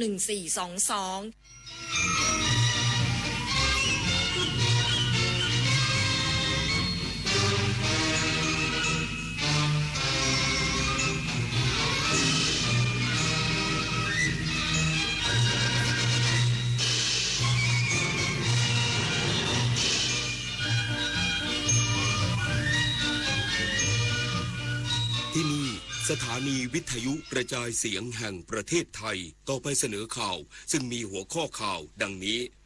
รัฐมนตรีว่าการกระทรวงยุติธรรมร่วมกับกรมธุรกิจพลังงานลงพื้นที่ตรวจคลังน้ำมัน8จุดใน4จังหวัดยืนยันยังไม่พบความผิดปกติ ปลัดกระทรวงมหาดไทยลงนามแต่งตั้งพนักงานเจ้าหน้าที่ดำเนินมาตรการเพื่อแก้ไขและป้องกันภาวะการขาดแคลนน้ำมันเชื้อเพลิงเนื่องมาจากความขัดแย้งในตะวันออกกลางทางการอิหร่านอ้างว่าสหรัฐและอิสราเอลเปิดฉากโจมตีโรงงานเสริมสมรรถนะยูเรเนียมนาธานในจังหวัดอิสฟาฮานทางตอนกลางของอิหร่านเทพชัยยาอุ่นหนูผ่านเข้ารอบชิงชนะเลิศสนุกเกอร์เวิลด์โอเพ่นได้สำเร็จต่อไปเป็นรายละเอียดของข่าวรัฐมนตรีว่าการกระทรวงยุติธรรมร่วมกับกรมธุรกิจพลังงานลงพื้นที่ตรวจคลังน้ำมัน 8 จุดใน 4 จังหวัดยืนยันยังไม่พบความผิดปกติเตรียมขยายผลตรวจผู้ขนส่งน้ำมันอีกกว่า 200 รายพลตำรวจโทรุตพล นวรัตน์รัฐมนตรีว่าการกระทรวงยุติธรรมนำคณะร่วมกรมสอบสวนคดีพิเศษหรือ DSI และกรมธุรกิจพลังงานลงพื้นที่ตรวจสอบคลังน้ำมันและโรงกลั่นรวม 8 จุดในพื้นที่ 4 จังหวัดตามข้อสั่งการนายกรัฐมนตรีเพื่อรับมือสถานการณ์เสี่ยงขาดแคลนน้ำมันจากปัญหาความขัดแย้งในภูมิภาคตะวันออกกลางทั้งนี้ผลการตรวจสอบคลังน้ำมันพระโขนงเขตคลองเตยเบื้องต้นยังไม่พบความผิดปกติทั้งปริมาณการผลิตและน้ำมันคงคลังรวมทั้งจะขยายผลตรวจผู้ขนส่งน้ำมันกว่า200รายได้ทำการตรวจสอบทั้งหมดนะครับ8จุดนะครับ4จังหวัดนะครับก็ในจุดแรกเนี่ยที่ทางผมเนี่ยได้เข้ามาดูที่โรงกลั่นบางจากพระโขนงแห่งนี้นะครับเบื้องต้นนะครับเราไม่พบความผิดปกตินะครับและในส่วนของตามนโยบายต่างๆที่ทางท่านนายกได้กำหนดไว้เนี่ยในส่วนของบางจากนะแต่ก็ได้พูดคุยกันว่าเขาคงต้องไปกำชับการปฏิบัตินะครับและส่วนนี้ในส่วนของชุดของกระทรวงยุติธรรมก็จะลงไปด้วยนะครับจำนวนเจ้าหน้าที่มีประมาณ200กว่าบริษัทด้านนายฉัตรชัยกุลโลหิตรองอธิบดีกรมธุรกิจพลังงานกล่าวว่าราคาน้ำมันหน้าคลังและหน้าปั๊มเริ่มใกล้เคียงกันไม่พบการตั้งราคาสูงเกินควรในส่วนของราคาที่ติดเนี่ยก็อาจจะยังมีแตกต่างกับในส่วนของราคาหน้าสถานีบริการอยู่เล็กน้อยนะครับก็เดี๋ยวก็เป็นส่วนที่จะต้องได้มีการประสานกันต่อไปครับขณะที่นายบัณฑิตหันษาไพบูลย์รักษาการผู้จัดการใหญ่กลุ่มธุรกิจโรงกลั่นและการตลาดบริษัทบางจากคอร์ปอเรชั่นจำกัดมหาชนเปิดเผยว่าปัจจุบันบริษัทมีโรงกลั่น2แห่งกำลังการผลิตรวมเพิ่มเป็น 290,000 บาร์เรลต่อวันโดยเฉพาะน้ำมันดีเซลผลิตได้ราว19ล้านลิตรต่อวันซึ่งถือว่าเดินเครื่องเต็มกำลังแล้วอย่างไรก็ตามความต้องการใช้น้ำมันเพิ่มขึ้นกว่า30%ทำให้สต็อกมีแนวโน้มลดลงบริษัทจึงเร่งปรับแผนกระจายสินค้าพร้อมอาศัยมาตรการผ่อนปรนจากภาครัฐทั้งการขยายเวลาเดินรถขนส่งและการผ่อนเงื่อนไขสำรองน้ำมันเพื่อดึงสต็อกออกมาดูแลประชาชนให้เพียงพอและลดความตื่นตระหนกศักดิ์สิทธิ์ประดับสินรายงานกรมการค้าภายในยืนยันสต็อกน้ำมันปาล์มเพียงพอรองรับการบริโภคในประเทศและความต้องการใช้ในภาคพลังงานพร้อมประสานผู้ประกอบการคุมเข้มราคาสินค้าอย่างใกล้ชิดนายวิทยากรมณีเนตรอธิบดีกรมการค้าภายในเปิดเผยว่าจากการติดตามสถานการณ์น้ำมันปาล์มอย่างใกล้ชิดทั้งด้านปริมาณผลผลิตสต็อกและราคาพบว่าปัจจุบันไทยมีสต็อกน้ำมันปาล์มดิบอยู่ประมาณ 350,000 ตันซึ่งยังอยู่ในระดับเพียงพอต่อการบริหารจัดการภายในประเทศและหากรวมผลผลิตปาล์มน้ำมันใหม่ช่วงเดือนเมษายนต่อเนื่องถึงเดือนกรกฎาคมมีสต็อกเดือนละ 400,000 ตันจะทำให้ปริมาณน้ำมันปาล์มในประเทศมีเพียงพอรองรับทั้งการบริโภคภายในประเทศและความต้องการใช้ในภาคพลังงานไม่ว่าจะเป็น B7 หรือ B10 ส่งผลให้ภาพรวมปริมาณสินค้าอยู่ในภาวะสมดุลและช่วยให้ราคาผลปาล์มน้ำมันอยู่ในระดับที่ดีขึ้นสำหรับสถานการณ์ราคาน้ำมันปาล์มบรรจุขวดปัจจุบันราคาจำหน่ายอยู่ที่ประมาณขวดละ 42-50 บาทแตกต่างกันไปตามยี่ห้อสินค้าและยังไม่พบสัญญาณการปรับขึ้นราคาแต่อย่างใดโดยกรมการค้าภายในได้ประสานไปยังผู้ผลิตห้างค้าส่งค้าปลีกรวมถึงสมาคมการค้าปลีกและค้าส่งอย่างต่อเนื่องผลผลิตปาล์มที่กำลังจะเข้ามาตั้งแต่ในช่วงเดือนเมษาพฤษภามิถุนาและก็กรกฎานะครับในแต่ละเดือนจะมีผลผลิตเข้ามาตั้งแต่ประมาณ 400,000 ตันดังนั้นเนี่ยเมื่อรวมกับสต็อกที่มีอยู่หากกับการใช้ไม่ว่าจะเป็น B7 B10 หรือ B20 แล้วก็ตามนะครับเราจะยังมีน้ำมันเหลือใช้เพียงพอในประเทศซึ่ง จะทำให้ราคาผลปาล์มก็จะอยู่ในเกณฑ์ที่เหมาะสม ปลัดกระทรวงมหาดไทยลงนามแต่งตั้งพนักงานเจ้าหน้าที่ดำเนินมาตรการเพื่อแก้ไขและป้องกันภาวะการขาดแคลนน้ำมันเชื้อเพลิงเนื่องมาจากความขัดแย้งในตะวันออกกลาง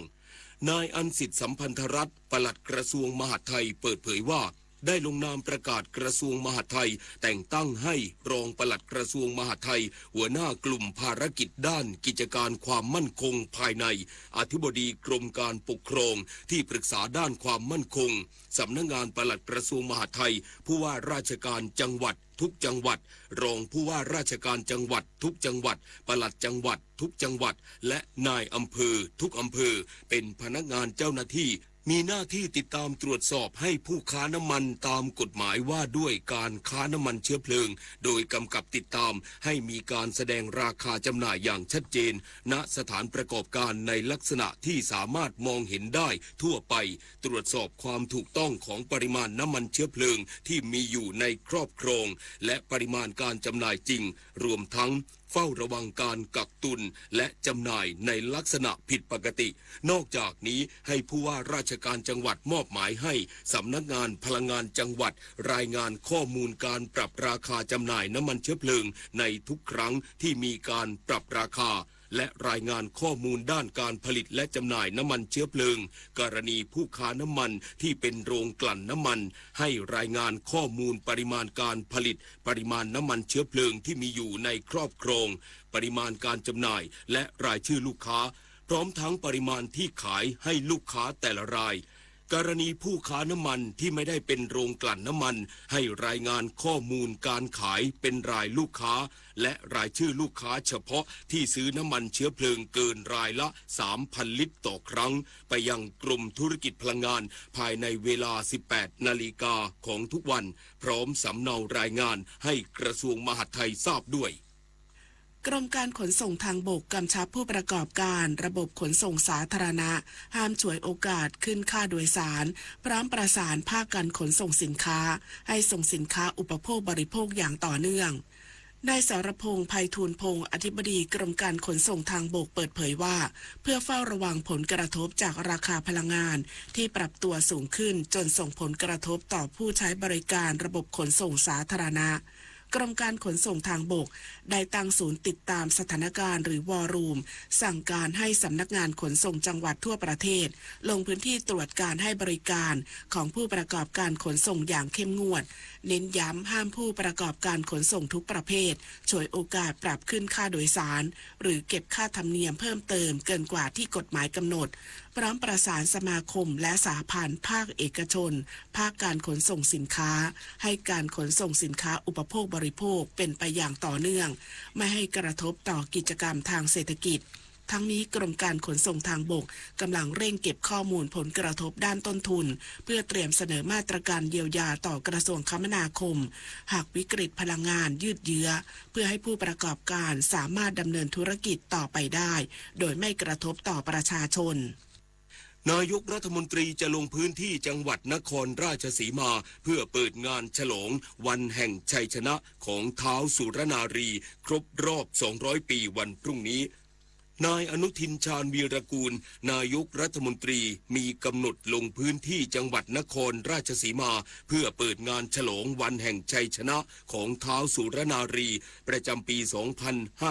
2569 ในวันพรุ่งนี้ณบริเวณลานอนุสาวรีย์ท้าวสุรนารีอำเภอเมืองจังหวัดนครราชสีมาสำหรับงานฉลองวันแห่งชัยชนะของท้าวสุรนารีหรือที่คนทั่วไปเรียกว่างานย่าโมเป็นงานประจำปีที่ยิ่งใหญ่ที่สุดของจังหวัดนครราชสีมาจัดขึ้นระหว่างวันที่ 23 มีนาคมถึง 3 เมษายนของทุกปีเพื่อรำลึกถึงวีรกรรมของท้าวสุรนารีที่กอบกู้เมืองโคราชจากกองทัพเวียงจันทร์ได้สำเร็จเมื่อวันที่ 23 มีนาคมพุทธศักราช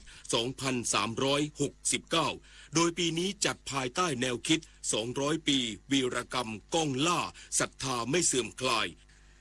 กรมทรัพย์สินทางปัญญาขึ้นทะเบียนปลากระพงสองน้ำสมุทรปราการเป็นสินค้าบ่งชี้ทางภูมิศาสตร์รายใหม่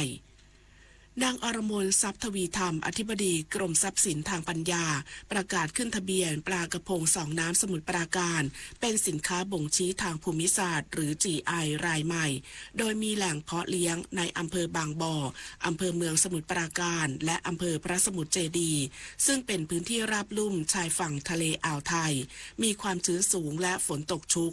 อีกทั้งมีแม่น้ำเจ้าพระยาและลำคลองไหลผ่านกว่า63สายส่งผลให้น้ำในพื้นที่มีลักษณะเป็นทั้งน้ำจืดในช่วงฤดูฝนและน้ำกร่อยในช่วงฤดูร้อนเอื้อต่อการเพาะเลี้ยงสัตว์น้ำโดยเฉพาะปลากระพงขาวที่เจริญเติบโตได้ดีในระบบสองน้ำส่งผลให้ผลผลิตมีคุณภาพโดยมีลำตัวอ้วนมีปริมาณเนื้อมากเนื้อขาวแน่นนุ่มให้รสหวานไม่คาวและไม่มีกลิ่นโคลนโดยปัจจุบันมีผู้ประกอบการปลากระพงสองน้ำสมุทรปราการในพื้นที่กว่า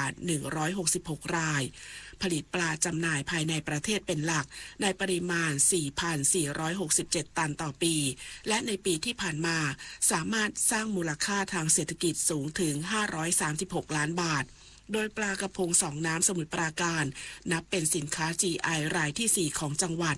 ทั้งนี้กลไกการคุ้มครองและควบคุมคุณภาพ GI จะช่วยยกระดับมูลค่าสินค้าเพิ่มความน่าเชื่อถือและสร้างโอกาสทางการตลาดให้แก่เกษตรกรและผู้ประกอบการในพื้นที่และเป็นแรงขับเคลื่อนสำคัญที่ทำให้เศรษฐกิจภายในจังหวัดเติบโตอย่างมั่นคงและยั่งยืนกรมการจัดหางานแนะวิธีสังเกตเพจปลอม5จุดสำคัญป้องกันถูกหลอกไปทำงานต่างประเทศ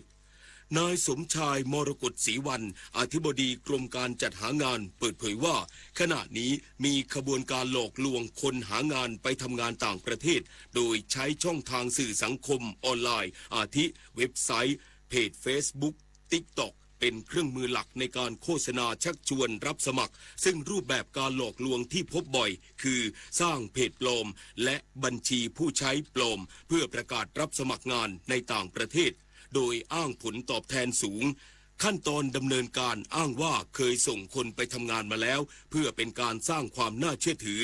จากนั้นจะชักชวนผู้สนใจให้ติดต่อผ่านแอปพลิเคชัน LINE พร้อมจัดตั้งกลุ่มสนทนาเพื่อให้ข้อมูลรายละเอียดเกี่ยวกับการสมัครงานและเรียกเก็บค่าใช้จ่ายต่างๆเพื่อป้องกันการตกเป็นเหยื่อกรมการจัดหางานมีแนวทางการสังเกตเพจปลอม5จุดสำคัญได้แก่ตรวจสอบประวัติและความโปร่งใสของเพจสังเกตการตั้งค่าการกล่าวถึงโดยเฉพาะเพจที่ปิดการแท็กปิดกั้นการแจ้งเตือนหรือการร้องเรียนจากผู้เสียหายเพื่อหลีกเลี่ยงการตรวจ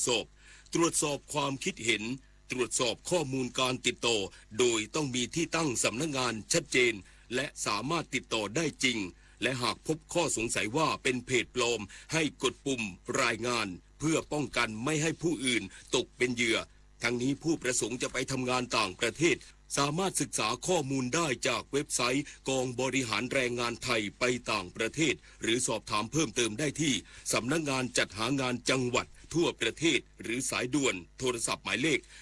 1506กด2กรมการจัดหางานแสนอาลัยสมเด็จพระพันปีหลวงไทยทั้งปวงหมองหม่นก่นร่ำให้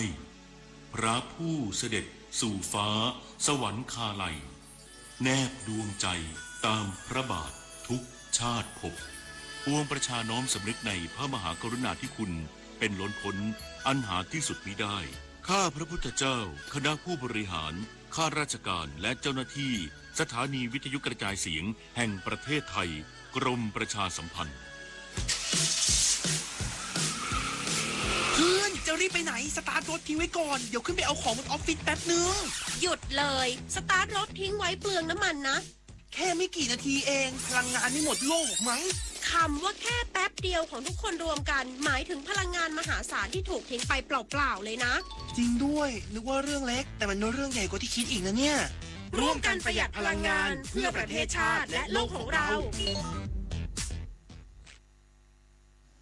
7:15 นาทีต่อไปรับฟังข่าวต่างประเทศสำนักข่าว AFP รายงานโดยอ้างแถลงการของทางการอิหร่านที่ระบุว่ากองทัพสหรัฐและอิสราเอลเปิดฉากโจมตีโรงงานเสริมสมรรถนะยูเรเนียมนาธานส์ซึ่งตั้งอยู่ในจังหวัดอิสฟาฮานทางตอนกลางของอิหร่านเมื่อช่วงเช้าของวันเสาร์ที่ผ่านมาตามเวลาท้องถิ่นอย่างไรก็ตามไม่พบการรั่วไหลของสารกัมมันตรังสีและประชาชนที่อยู่ใกล้กับโรงงานแห่งนี้ไม่ได้รับผลกระทบที่เป็นอันตรายขณะที่นายราฟาเอลกรอสซี่ผู้อำนวยการทบวงการพลังงานปรมาณูระหว่างประเทศหรือ IAEA เรียกร้องให้ทุกฝ่ายใช้ความยับยั้งชั่งใจด้านการทหารเพื่อหลีกเลี่ยงความเสี่ยงของการเกิดอุบัติเหตุทางนิวเคลียร์ทั้งนี้เหตุการณ์ดังกล่าวถือเป็นครั้งที่2แล้วที่โรงงานเสริมสมรรถนะเชื้อเพลิงนาธานส์ซึ่งเป็นโรงงานยูเรเนียมที่ใหญ่ที่สุดของอิหร่านถูกโจมตีนับตั้งแต่สงครามระหว่างสหรัฐและอิสราเอล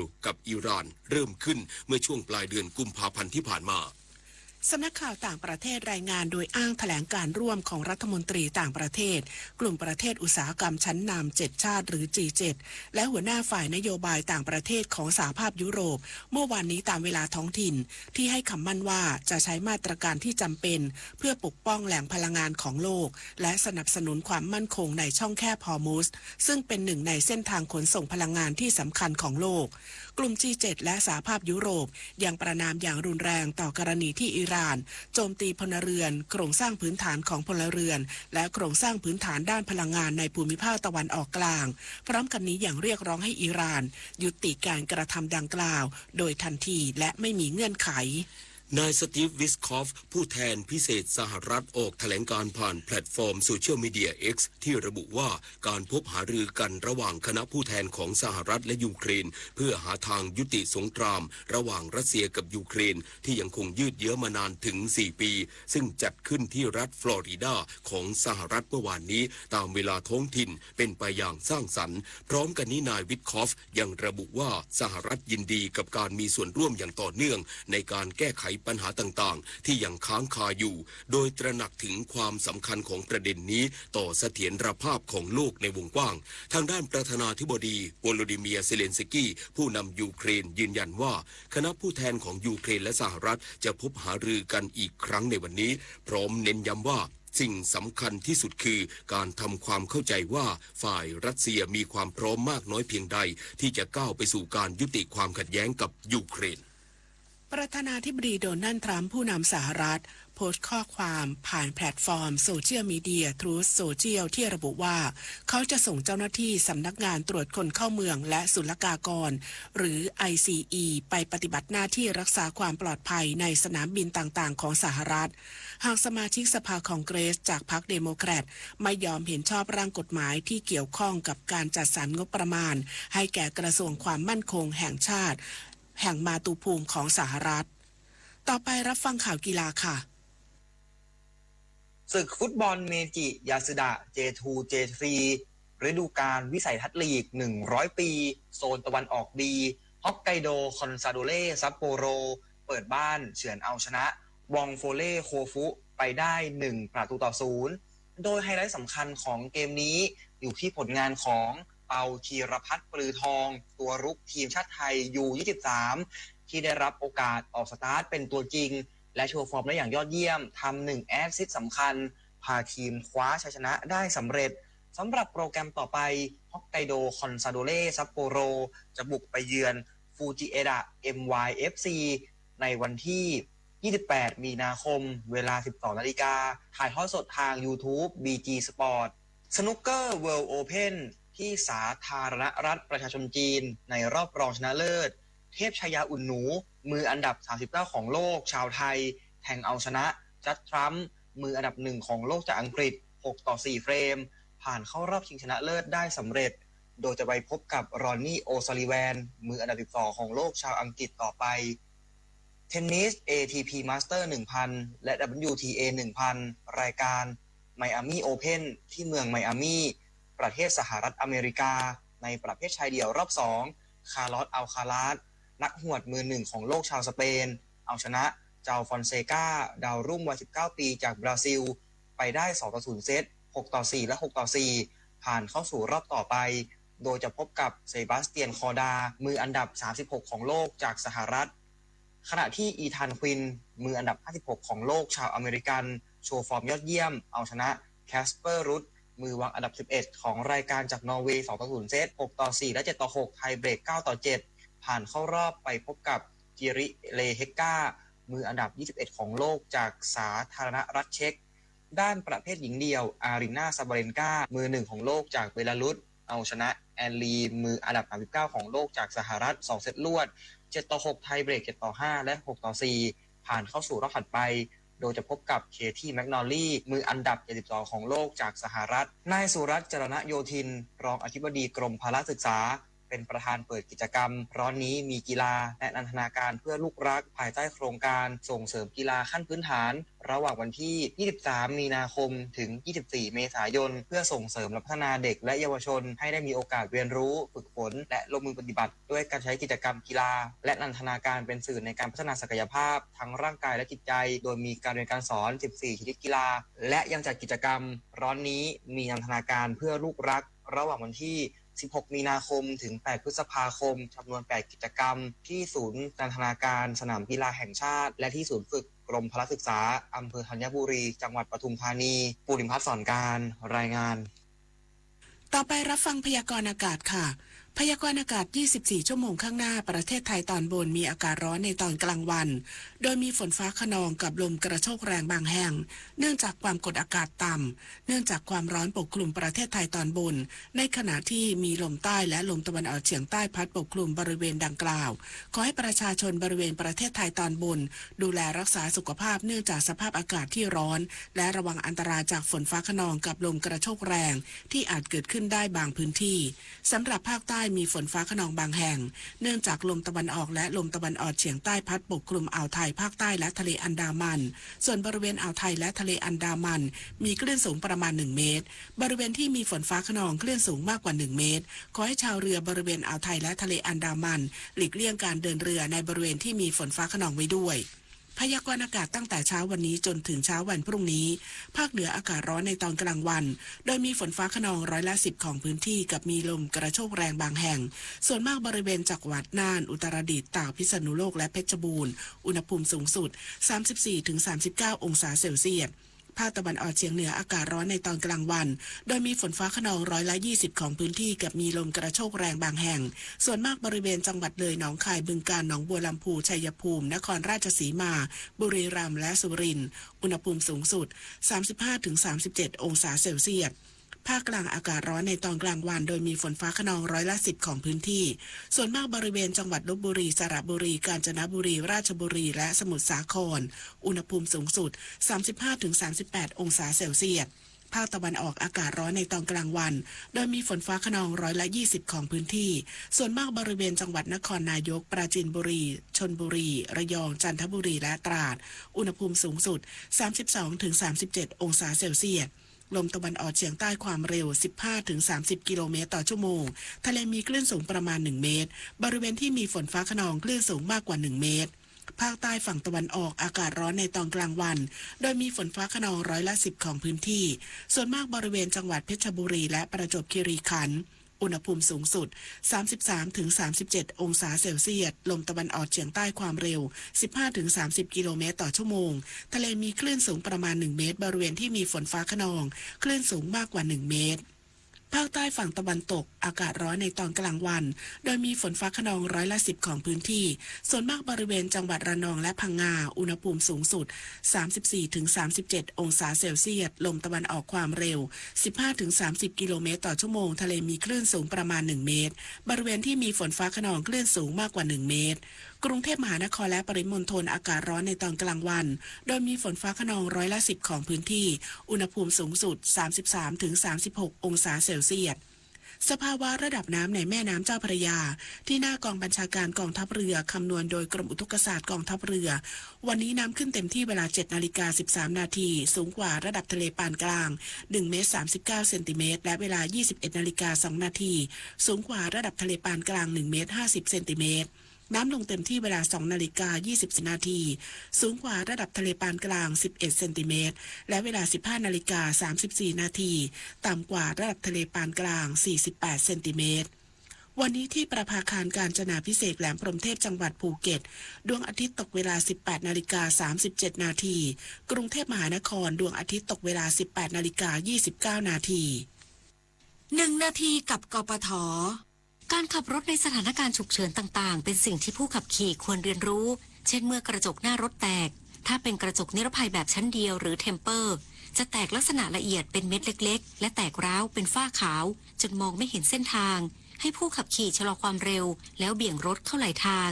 หากยังมีกระจกบางส่วนติดค้างอยู่ให้ใช้ไม้หุ้มผ้าหนาๆหรือกระดาษหนังสือพิมพ์ทุบหรือกระแทกเศษกระจกที่ยังติดอยู่ตามขอบกระจกออกให้หมดเพื่อป้องกันกระจกล่วงใส่รถหากเป็นกระจกนิรภัยแบบหลายชั้นจะมีรอยร้าวคล้ายใยแมงมุมเท่านั้นแต่จะไม่มีเศษกระจกแยกออกจากกันจึงเป็นอันตรายต่อผู้ขับขี่และผู้โดยสารที่อยู่ในรถกรณีที่ต้องขับรถที่ไม่มีกระจกหน้าผู้ขับขี่ควรสวมแว่นกันแดดเพื่อป้องกันฝุ่นละอองและเศษกระจกที่อาจติดค้างอยู่บริเวณหน้ารถกระเด็นใส่ตาด้วยค่ะด้วยความปรารถนาดีจากกรมประชาสัมพันธ์และกองทุนเพื่อความปลอดภัยในการใช้รถใช้ถนนกรมการขนส่งทางบกกระทรวงคมนาคมรู้รักภาษาไทยโดยความร่วมมือของสำนักงานราชบัณฑิตยสภาและกรมประชาสัมพันธ์วันนี้เสนอคำว่าพยนต์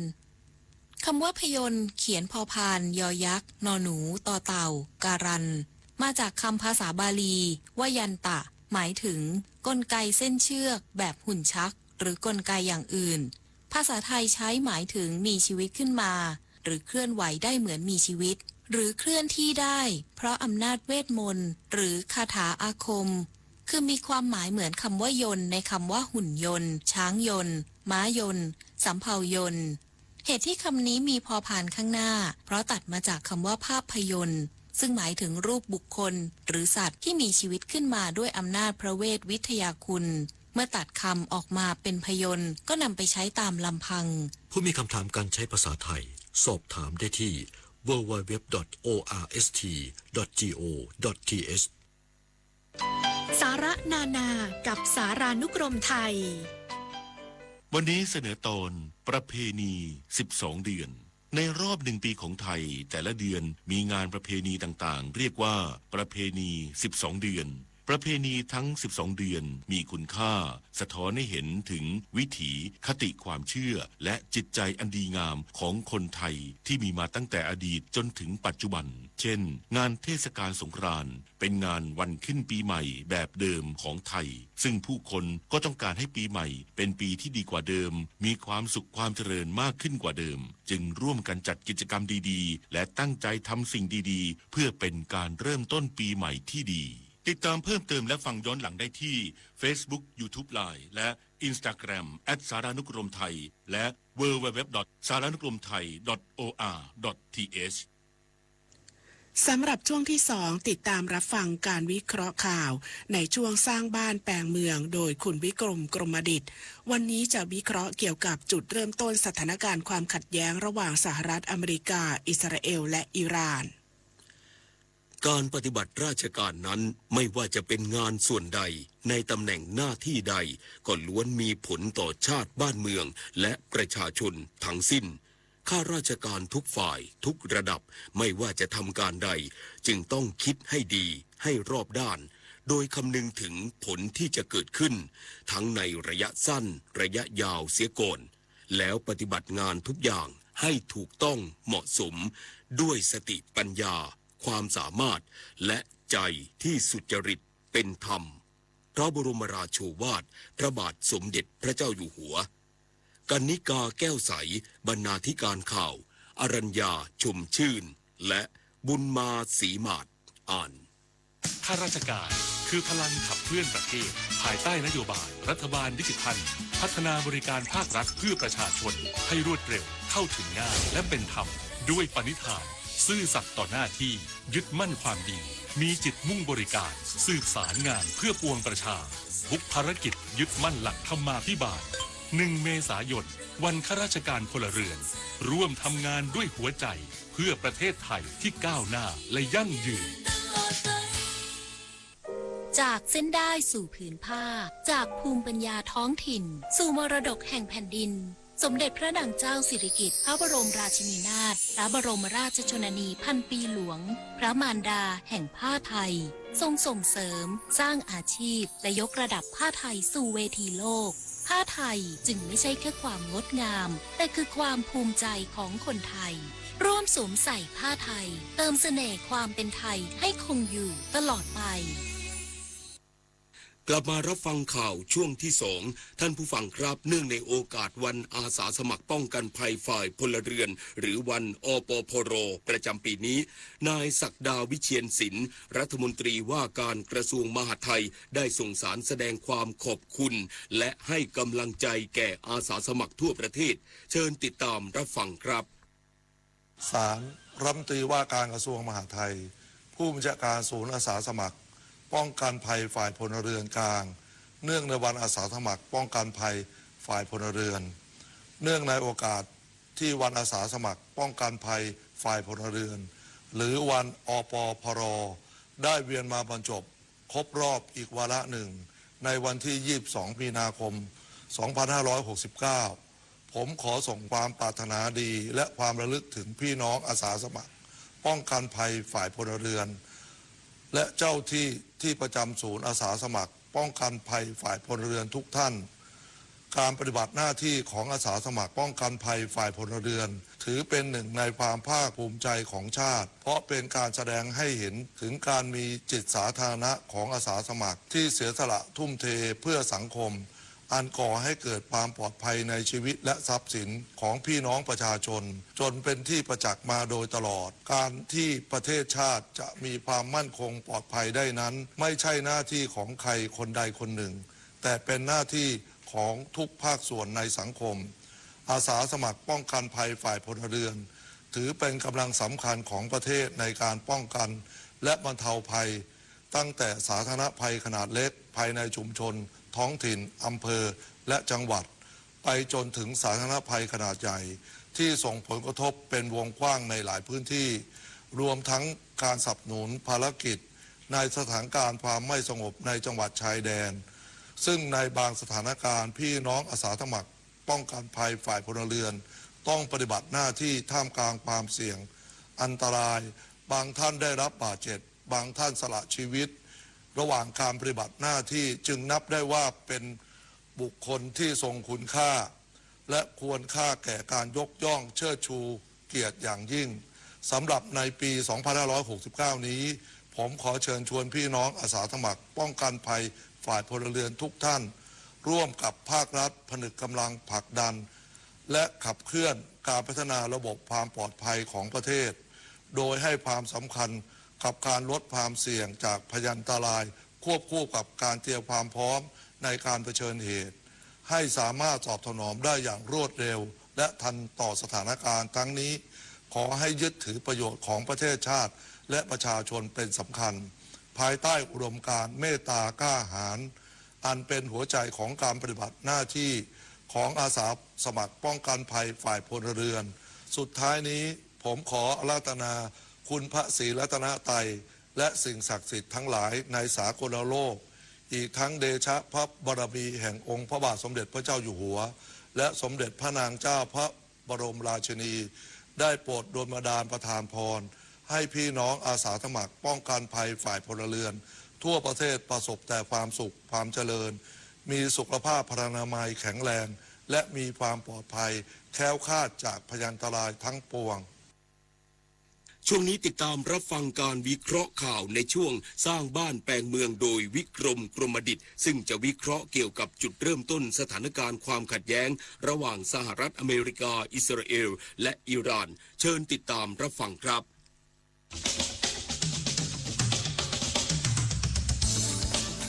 สร้างบ้านแปลงเมืองโดยวิกรมกรมดิษฐ์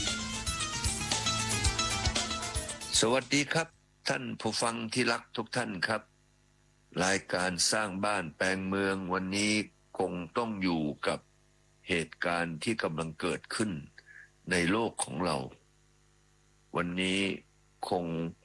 ไม่มีอะไรน่ากลัวเท่ากับการลบพุ่งฆ่าทำร้ายกัน ซึ่งตอนนี้ก็กำลังเกิดขึ้นเป็นอย่างมากสำหรับในเรื่องของที่อเมริกา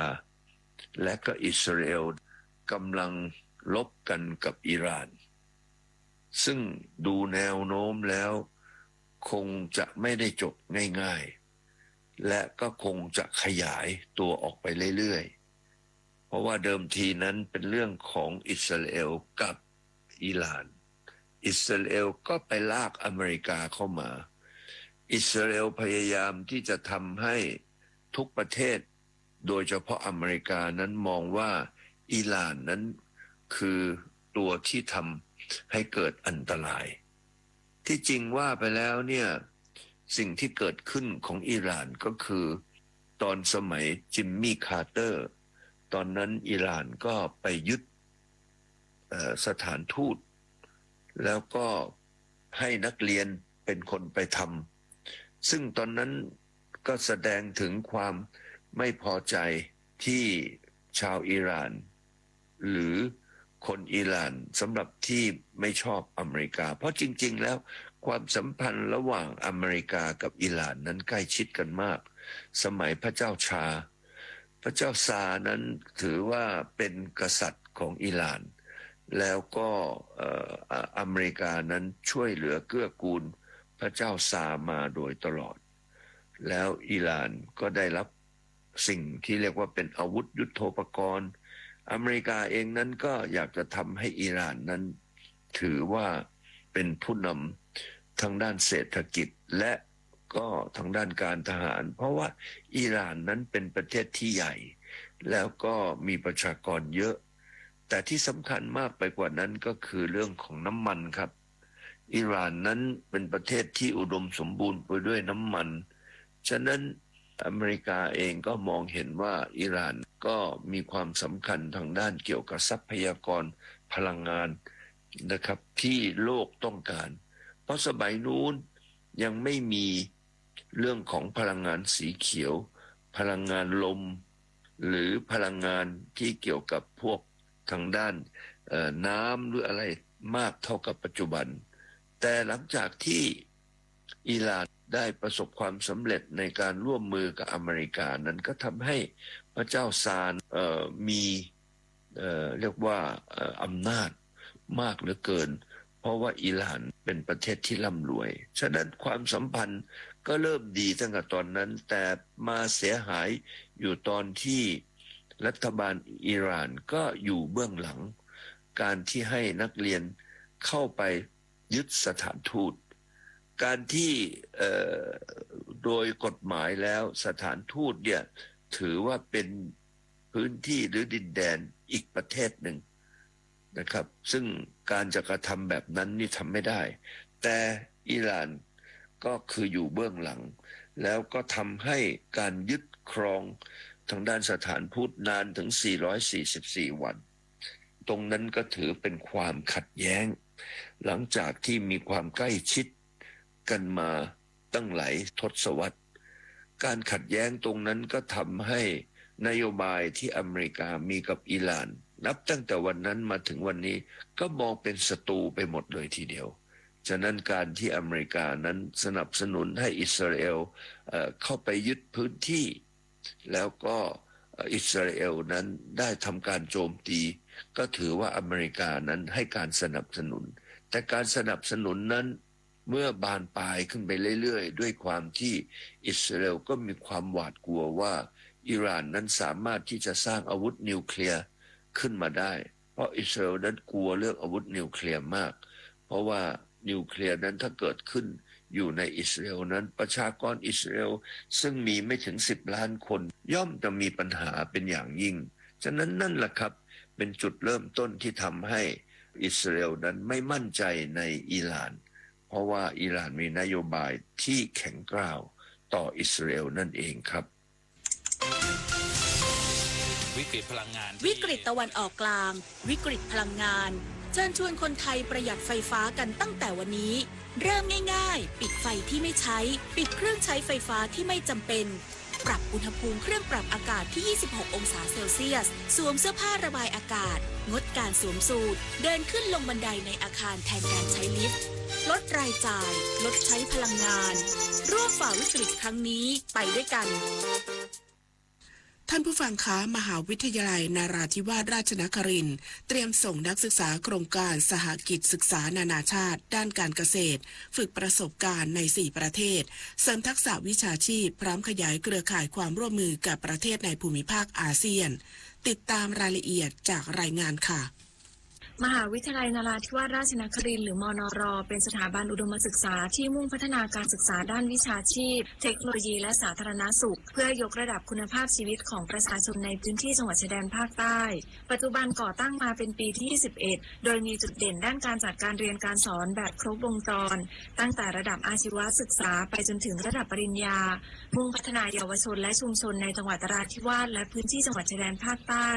ให้มีความรู้ทักษะวิชาชีพและสามารถประกอบอาชีพได้อย่างมั่นคงในอนาคตโดยผู้ช่วยศาสตราจารย์ปีชาสแลแมอธิการบดีมหาวิทยาลัยนราธิวาสราชนครินทร์กล่าวว่ามหาวิทยาลัยยังมีเป้าหมายยกระดับสู่ความเป็นนานาชาติโดยเริ่มจากการปรับปรุงหลักสูตรให้สอดคล้องกับมาตรฐานสากลพร้อมสร้างโอกาสให้นักศึกษาได้ไปฝึกประสบการณ์และฝึกงานในต่างประเทศซึ่งถือเป็นอีกแนวทางสำคัญในการพัฒนาคุณภาพการศึกษาและเปิดโลกทัศน์ให้นักศึกษาก้าวสู่การเรียนรู้ในระดับนานาชาติมากยิ่งขึ้นในปีการศึกษา 2518 นี้ได้จัดโครงการสายกิจศึกษานานาชาติด้านการเกษตรในประเทศออสเตรเลียเดนมาร์กสวีเดนและญี่ปุ่นรวมจำนวน 27 คนโดยมีกำหนดเดินทางไปฝึกประสบการณ์ในช่วงเดือนมีนาคมถึงเมษายน 2519 ระยะเวลาฝึกงานตั้งแต่ 1 ปีถึง 3 ปีตามสาขาวิชาชีพให้หลักสูตรของการจัดการศึกษานี่มีรายวิชาที่เกี่ยวข้องกับความเป็นนานาชาติมากขึ้นประเด็นที่2ในเรื่องของการสร้างโอกาสให้นักศึกษาได้ไปฝึกงานณต่างประเทศก็เป็นอีกแนวทางหนึ่งที่จะทำให้เรายกระดับการศึกษาของที่นี่ให้มีการศึกษาในที่เป็นลักษณะของนานาชาตินอกเหนือจากทางด้านการเกษตรแล้วทางด้านอุตสาหกรรมหรือทางด้านอื่นๆที่อยู่ในระหว่างของการพัฒนาในกลุ่มต่างๆนะครับก็อันนี้เป็นสิ่งที่เราให้ความสำคัญครับนอกจากนี้มหาวิทยาลัยยังให้ความสำคัญกับการสร้างความร่วมมือกับกลุ่มประเทศอาเซียนโดยได้ลงนามความร่วมมือหรือ MOU และจัดกิจกรรมทางวิชาการร่วมกันอย่างต่อเนื่องอย่างไรก็ตามการส่งนักศึกษาไปฝึกงานในรูปแบบสายกิจศึกษา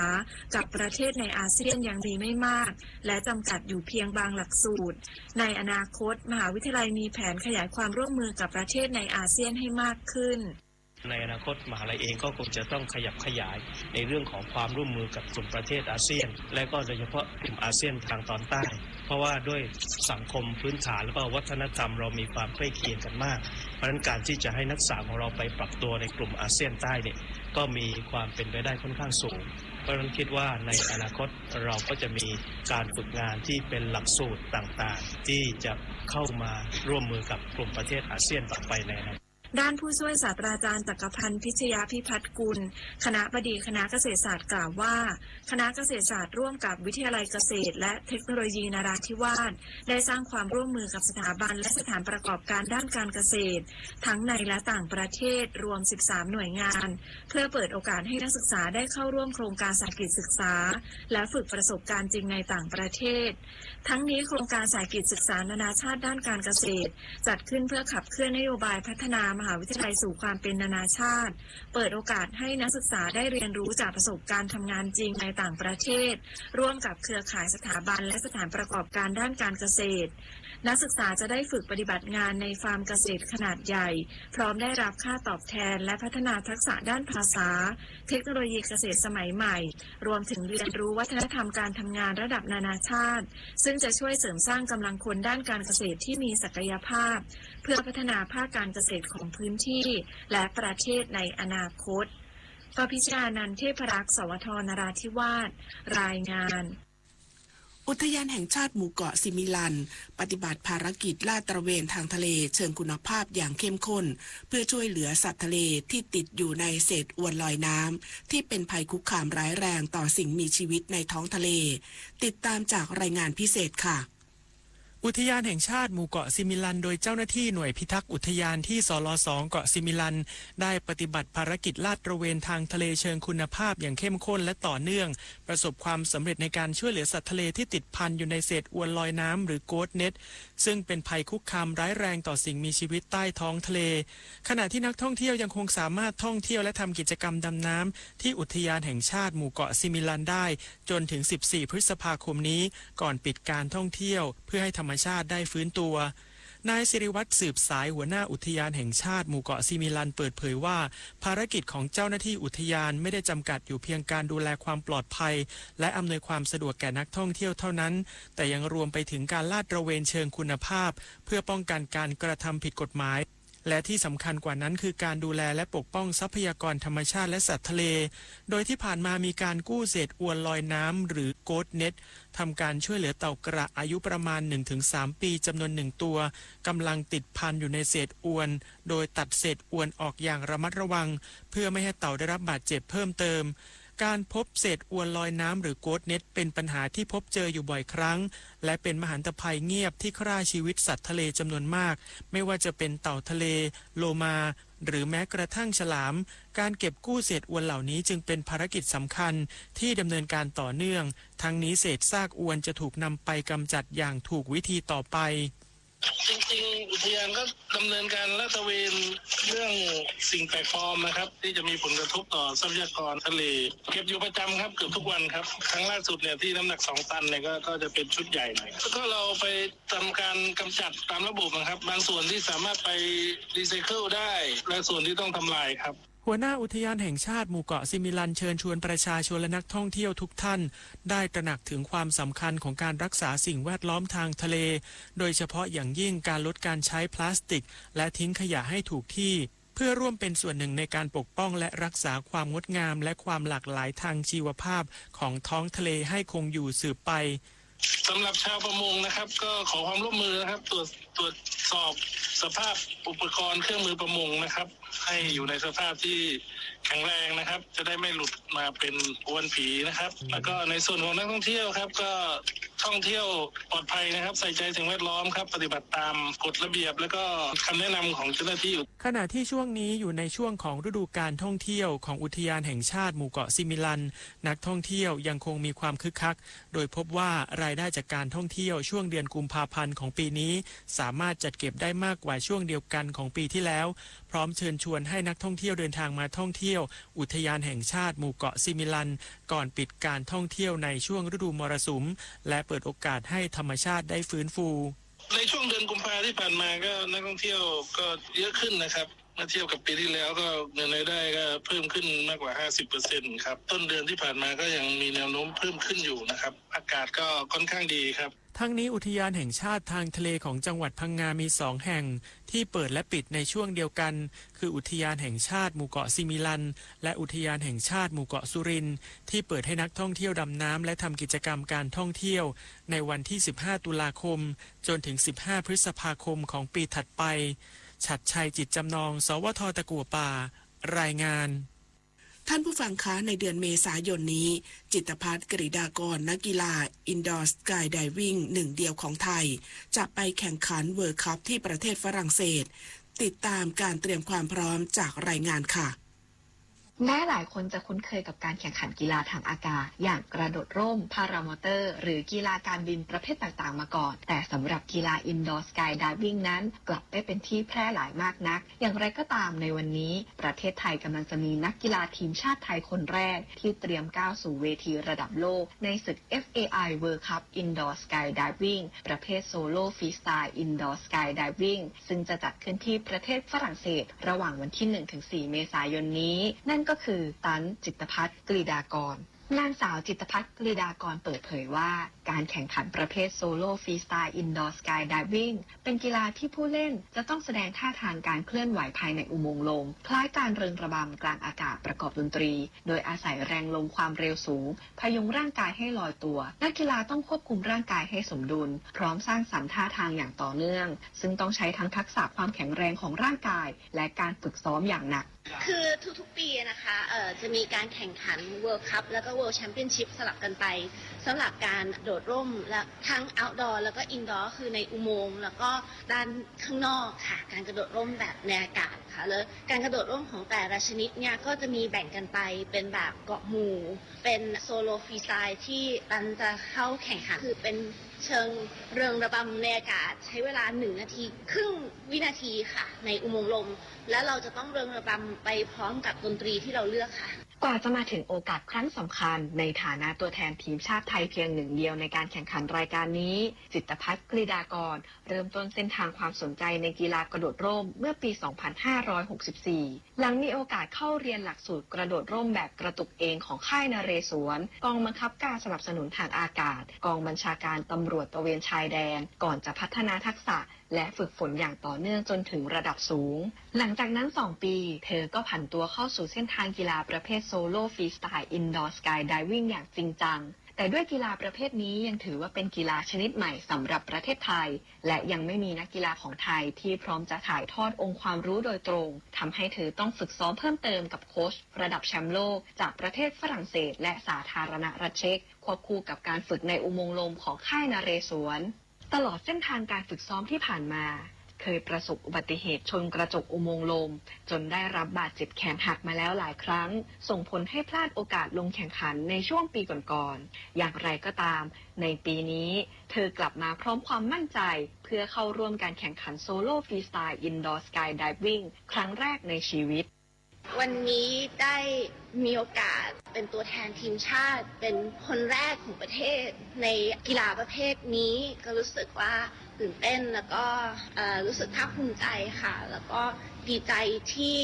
ประเทศไทยจะได้มีตัวแทนในเวทีระดับโลกให้เพื่อนบ้านแล้วก็พี่น้องชาวโลกได้เห็นประเทศไทยเราก็มีขีดความสามารถที่จะเข้าไปแข่งขันนอกจากความภาคภูมิใจในฐานะทีมชาติไทยแล้วตันจิตรพัฒน์ กฤษฎากรยังหวังว่าการแข่งขันในครั้งนี้จะเป็นจุดเริ่มต้นสำคัญของประเทศไทยในการแสดงศักยภาพบนเวทีกีฬาอินดอร์สกายไดวิ่งระดับโลกและช่วยให้กีฬาประเภทนี้เป็นที่รู้จักมากขึ้นในประเทศไทยพร้อมสร้างแรงบันดาลใจให้กับนักกีฬาหน้าใหม่ต่อไปในอนาคตผานิช คาดนาค รายงานเธอดูโพสต์นี้ดิน้องหมาโดนรถชนแผลใหญ่เลยเขาขอรับบริจาคด่วนฉันจะโอนช่วยน้องหน่อย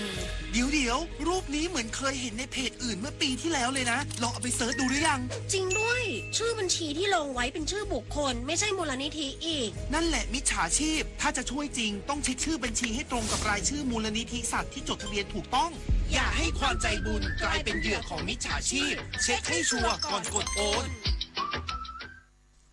ต่อไปขอเชิญรับฟังธรรมะเพื่อชีวิตวันนี้เสนอเรื่องสติสัมปชัญญะโดยพระเทพวชิระเวทีครับเพราะฉะนั้นผู้มีปัญญามีสติมีธรรมะจะช่วยให้จะทำอะไรก็ตามในทุกอย่างนั้นเป็นไปในทางที่ชอบเว้นการประกอบในสิ่งที่ผิดจะรู้จักวิธีชำระจิตให้บริสุทธิ์สะอาดและจะเป็นผู้ที่ใช้ปัญญาสามารถเพื่อคุ้มครองตนผู้มีสติมีสัมปชัญญะจะมีปกติสำรวมระวังผู้ที่จะทำอะไรก็ตามสำรวม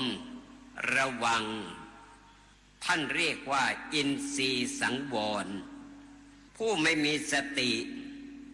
ไม่มีสัมปชัญญะท่านเรียกว่าอินทรีย์พยองผู้ที่มีอินทรีย์พยองจะเกิดความขนองประมาทเกิดความพินาศเสียหาย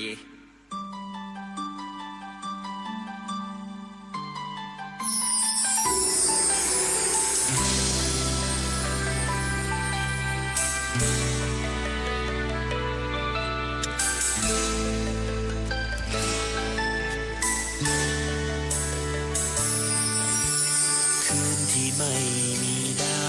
วอีกคราวหนึ่งแล้วใช่ไหมความอาลัยเดือน อนตุลา9 ปีที่ผ่านไปหัวใจคราวนั้นหนักหนาผ่านเวลาทำใจถึงพระพันปีหลวงครานี้ก็แสนใจหายแม้เข้าใจสัจธรรมยิ่งได้ฟังเรื่องราวที่ทรงเดือกูลหนุนนำคู่พระไทยของพระองค์ข้าพเจ้าอยู่เป็นน้ำฉันจะเป็นป่ารักษาแผ่นดินไทยไว้ด้วยกันพระราชดำรัส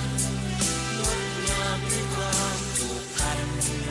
ปราบสองพระองค์คู่กันบนสวรรคาลัย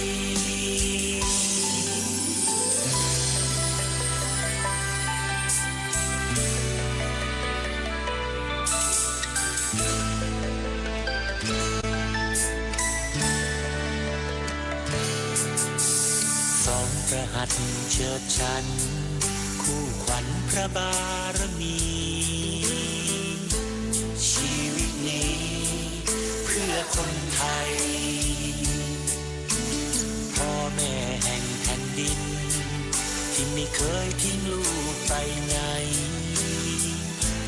อยู่ในใจนิรันดร์ขอตั้งปณิธา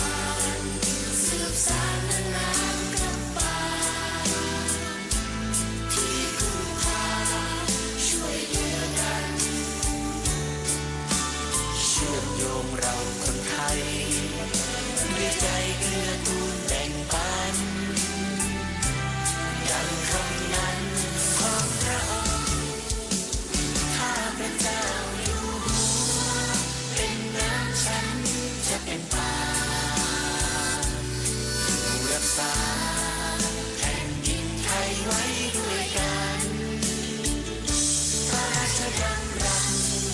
งดงามด้วยความผูกพันรักสองพระองค์คู่กันบนสวรรคาลัย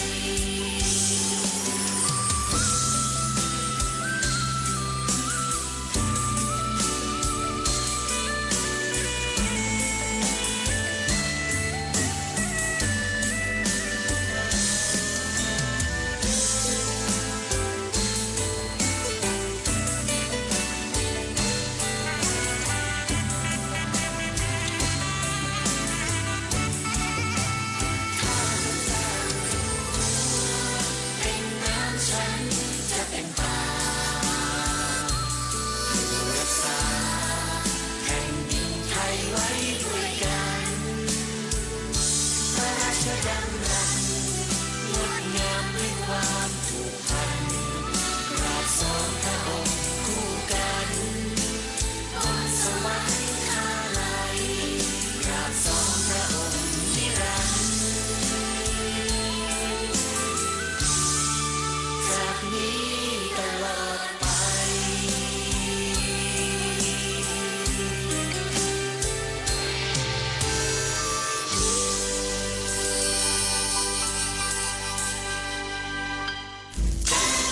ธงชาติและเพลงชาติไทยเป็นสัญลักษณ์ของความเป็นไทย เราจงร่วมใจยืนตรงเคารพธงชาติด้วยความภาคภูมิใจในเอกราชและความเสียสละของบรรพบุรุษไทย พ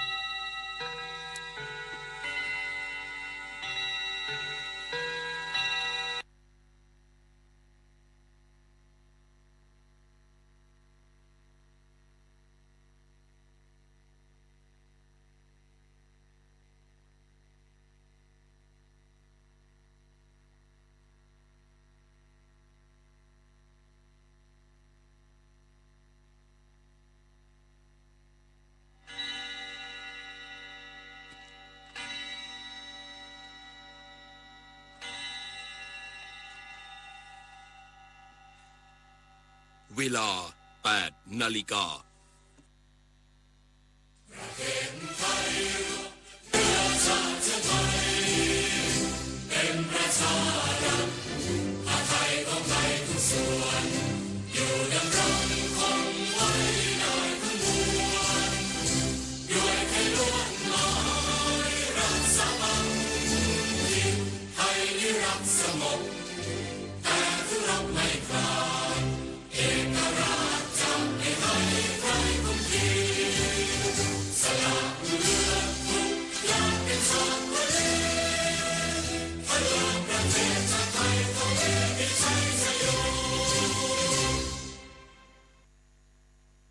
ประเทศชาติเผชิญวิกฤตช่วยกันคิดแก้ไขด้วยใจอาสา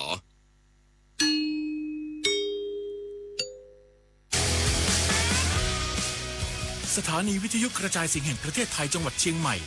FM 93.25 เมกะเฮิรตซ์ผู้นำด้านข่าวสารในจังหวัดเชียงใหม่โดยเน้นการมีส่วนร่วมของภาครัฐภาคเอกชนและเครือข่ายภาคประชาชนในพื้นที่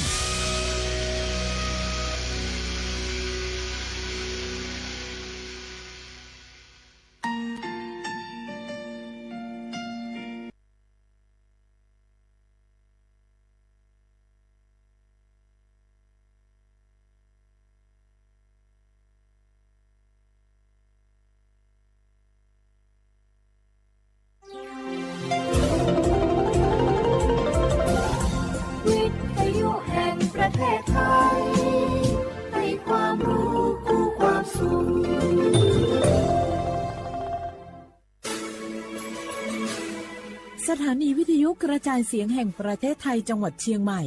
AM 1476 กิโลเฮิรตซ์สถานีวิทยุภาคภาษาชาติพันธุ์แห่งเดียวในประเทศไทยที่มีความทันสมัยเชื่อถือได้สร้างอัตลักษณ์กลุ่มชาติพันธุ์สู่สากล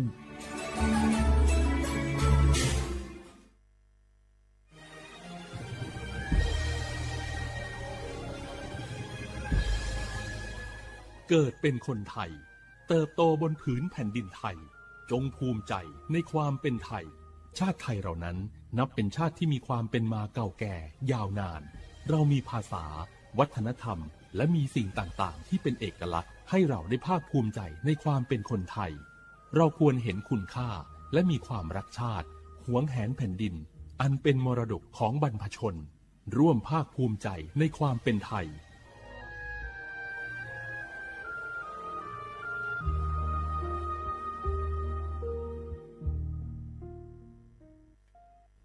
นักกอลาสากาเลลังเอเจหูชอบาผิวชาวบ่าวอคอยบัทอนซุมเมออเกอรามาคานักกอลาสากาเลลังเอเจหูชอบาผิวซาอควายาเมเอโคนักกอลาสากาเนยุมโดลานักกอมายาปิอานักกอนาเอกาซาเตโบซาเอกาชอบาลูอามูฮเดเนนีโคลาเฮกากอยาดาดาเมเฮกาดาดาญาเมหน่วยบริการในระบบหลักประกันสุขภาพแห่งชาติสำนักงานสาธารณสุขจังหวัดสำนักงานหลักประกันสุขภาพแห่งชาติเขต1 ถึง 13ศูนย์คุ้มครองสิทธิบัตรทองตามมาตรา50 วงเล็บ 5สายด่วน1330กด0ตลอด24ชั่วโมงสปสชเขต1เชียงใหม่นากายำยองาซุ้มยี่เยงาซุ้มงางายกว่านาลูก็ถูกไม่ได้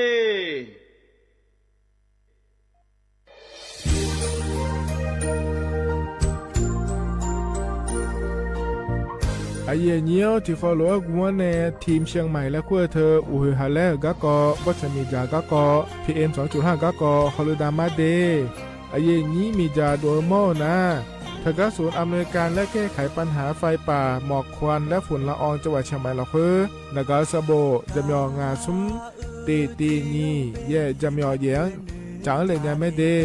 เจ้ามาเมื่อฮอปาย้อนยุ่มได้จางอาเดเย่เนียวทกปชมีจาอุฮาเลฮอเนพีเอ็น2.5กะกอฮอลูดาอากะกะมาคาทกแอปพลิเคชันไฟดีและคัวปาเนออนุมายานะมีจามาบิเคเจเดอันอายามก็ดูนะขอนี้อันตีบาลาติเสียในอันสุมเชติบาลางาซีอะคนนี้พังหายาโกชูยังกะนี้อาสัวมาคาจะบ่นายอปายุบ่เจเด เหมือในสำนักงานประชาสัมพันธ์จังหวัดเชียงใหม่และที่ฟอลโล่กุมะมือดาราญานีทีมเชียงใหม่และขั้วเธอที่ฟอลโล่เกิดดามาเดเธอมีเนทียิที่โกกะนือกะมะพา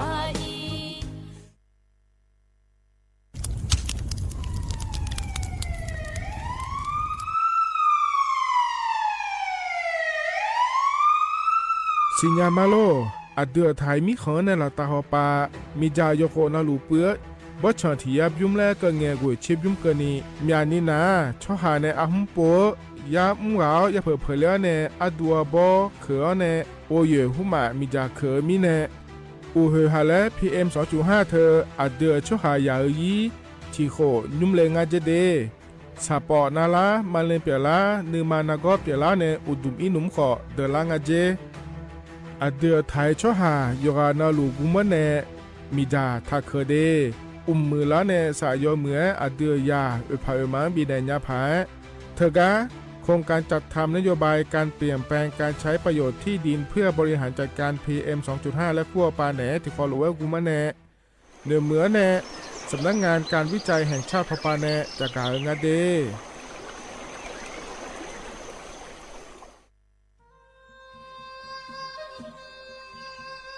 ยอโปนาลูเฮตาฮอดาเงอูเฮฮาเล PM 2.5 เฮมีดาลางาเลสีลางาอาดูมาเนจังเงดอเจอปะปะกัวเงเจมีจาเคมีเนเฮดอตอลูชัวยามอดดลาเนมัวฟาเนียมามึงาเดมีเนพิลาขบยานาลาฮอเนสาโกพปานากอขอนีเปียลายังาอาดูมาโยกานาลูกุมะเนมีจามาเคนีโยฮาเนยับมุเนยับเผลอเธอโลไถในเฉเนวิเกมีจามีกาพี่ฮอเนบอชอมยาลานีอาบอที่ฟอลเวเขาที่ฟอลเวกุมะเนมีจาตะเคเดเหมือเนโยฮานาลูเวยมือจะซาโดนีย้อนยาผาเหมือเนสำนักงานประชาสัมพันธ์ที่3กรมประชาสัมพันธ์พปาเนจากาเงเด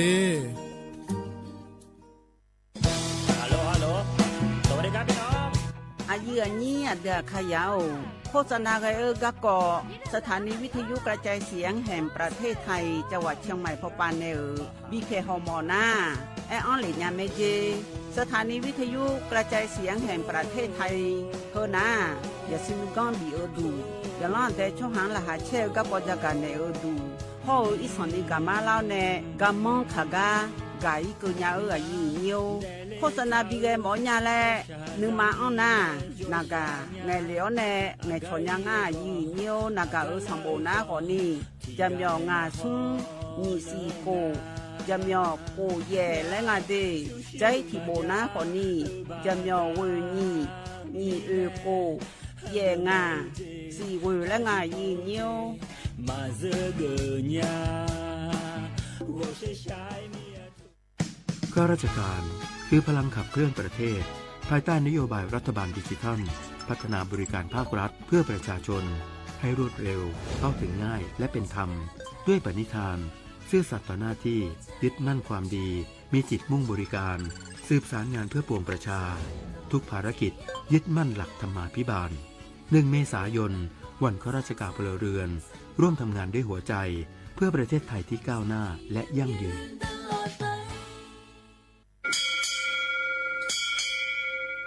โอบูดาจ้าโอบูชอปเปอร์เหมือสุงคาปอกว่าย้อซงโอดูธรรมาสถานีวิทยุภาษาชาติพันธุ์แห่งเดียวในประเทศไทยทันสมัยเชื่อถือได้แล้วพบกันที่สวทเชียงใหม่ AM 1476 กิโลเฮิรตซ์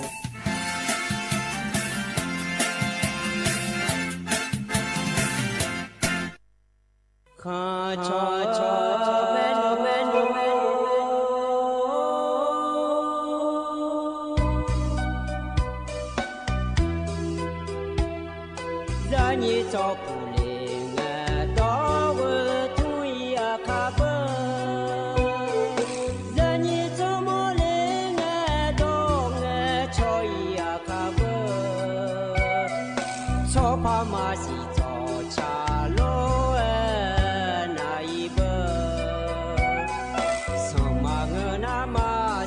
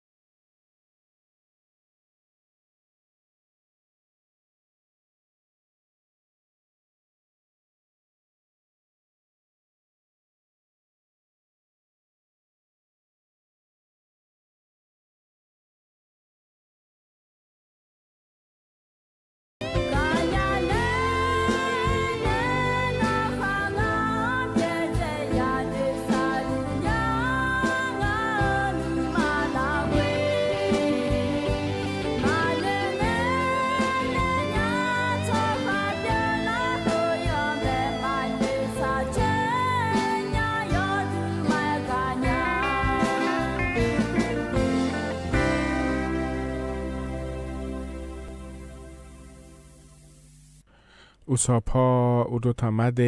ไอ้นี่ยอนาลุแนะรอไอ้เนี่ยอินนาจอลงันกะลาแมไอ้เนี่ยวันอาทิตย์งันงานในไอ้นี้เธอไม่ในอินกะดูนะขอในงานแนะ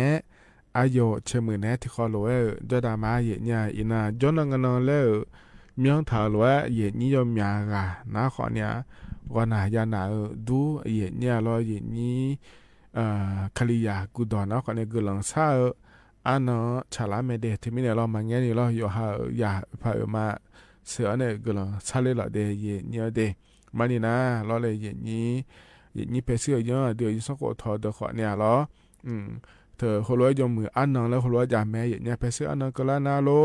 แล้วขอเนี่ยอยู่หายาอยู่หายพามาเสือเนี่ยเพเสือยุ่มเลี้ยเนี่ยเราเนี่ยเพเสือเนี่ยดอนแม่กันนะหาเลี้ยรอเนี่ยเพเสือมีดำเนี่ยเลี้ยยอมมือเดียวเจ้าเธอนะขอนี่ยอมมือแม่เดย์เนี่ยเดย์อยู่หายาขอเนี่ยยอมมือดีจอกพายแล้วเลยนี่อาเพียบอกขอเนี่ยอยู่หายามให้หัวเลยสมบูรณ์จนในพิธีอายามละคุยเลยเนี่ยแม่เนี่ยเนี่ยแต่อเดย์เนี่ยเดย์อินาวันนั้นอันเนาะชาลาลอยแล้วเลยนี่เนี่ยขนมเราก็ต้องเชื่อก็ก่อเราจะกะดานในบิสิบิกันเนี่ยจังพาเกก็ก่อเนี่ยเจรังจอนะลูยาจะกะดานมาเนี่ยเราเธอเนี่ยนี่ยุ่งเบอร์ดอที่ดอยากะแม่เนี่ยนี่มิจฉาชีพและขั้วเธอก็เธอดอเราเนี่ยชอละเลยไม่ซื้อเราเลยนี่ยอมยาเจยังอาเดย์เนี่ยเดย์ถึงมีในเราจะกะดานมาขนมเดย์เขาเนี่ยเธอแต่มาเงือเรานาอันเนาะชาลาโลเอรอเยเนียวเธอดอโลอาเดียคาเดจิตกอโลและอาคาโนรออายามฮากะญาโลเอจะกะดันมาเดพอเนบีนาหาดามาเดเยเนียวเดถึงมีในเยนี้ Facebook ปะเนนะหาลูนากดไลค์กดแชร์เธอจังเนี่ยญาแม่เดเยเนียวกันเนี่ยนะรอเยเนียวอันเนาะจะกะดันมาเดเยเนียวเดนิมสอก็เย็นนี่นะทองเจือเดียขาอันนั้นยอที่นั่งชาลาง่าเย็นเนียวบลาสีนาซุ่มสีอาโขนามังที่โขงาเดเย็นเนียวไทยอันนั้นอินาวันอาทิตย์อันนั้นนี่เช่นนี้บลาสีนามีนาคมอาโขนิพังอายาโกช่วยเดเย็นเนียวเดเฮนาโคโตลาโตเย็นนี่นะทองเจือล้อนิมสออายามละคุยเดเย็นเนียวก็เราก็ก่อนแหลมทางเมจะกาดานมีนายล้อดอชาติบิมแล้วนะฮะดามาหงาทะเบียเจเนล่าเลชาดอชาล้ออาคาเรคอในชาเมเดที่เขาลอยนะฮะเปียดามา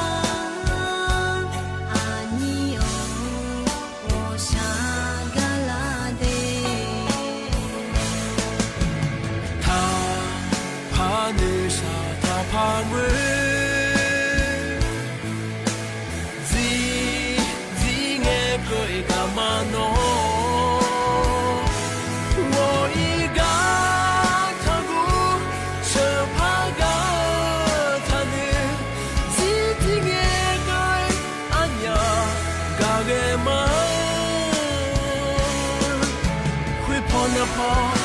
เพื่อปานปาเพื่อว่าเราเงกาธนาอาชวนุอันยังบิวอยมอเม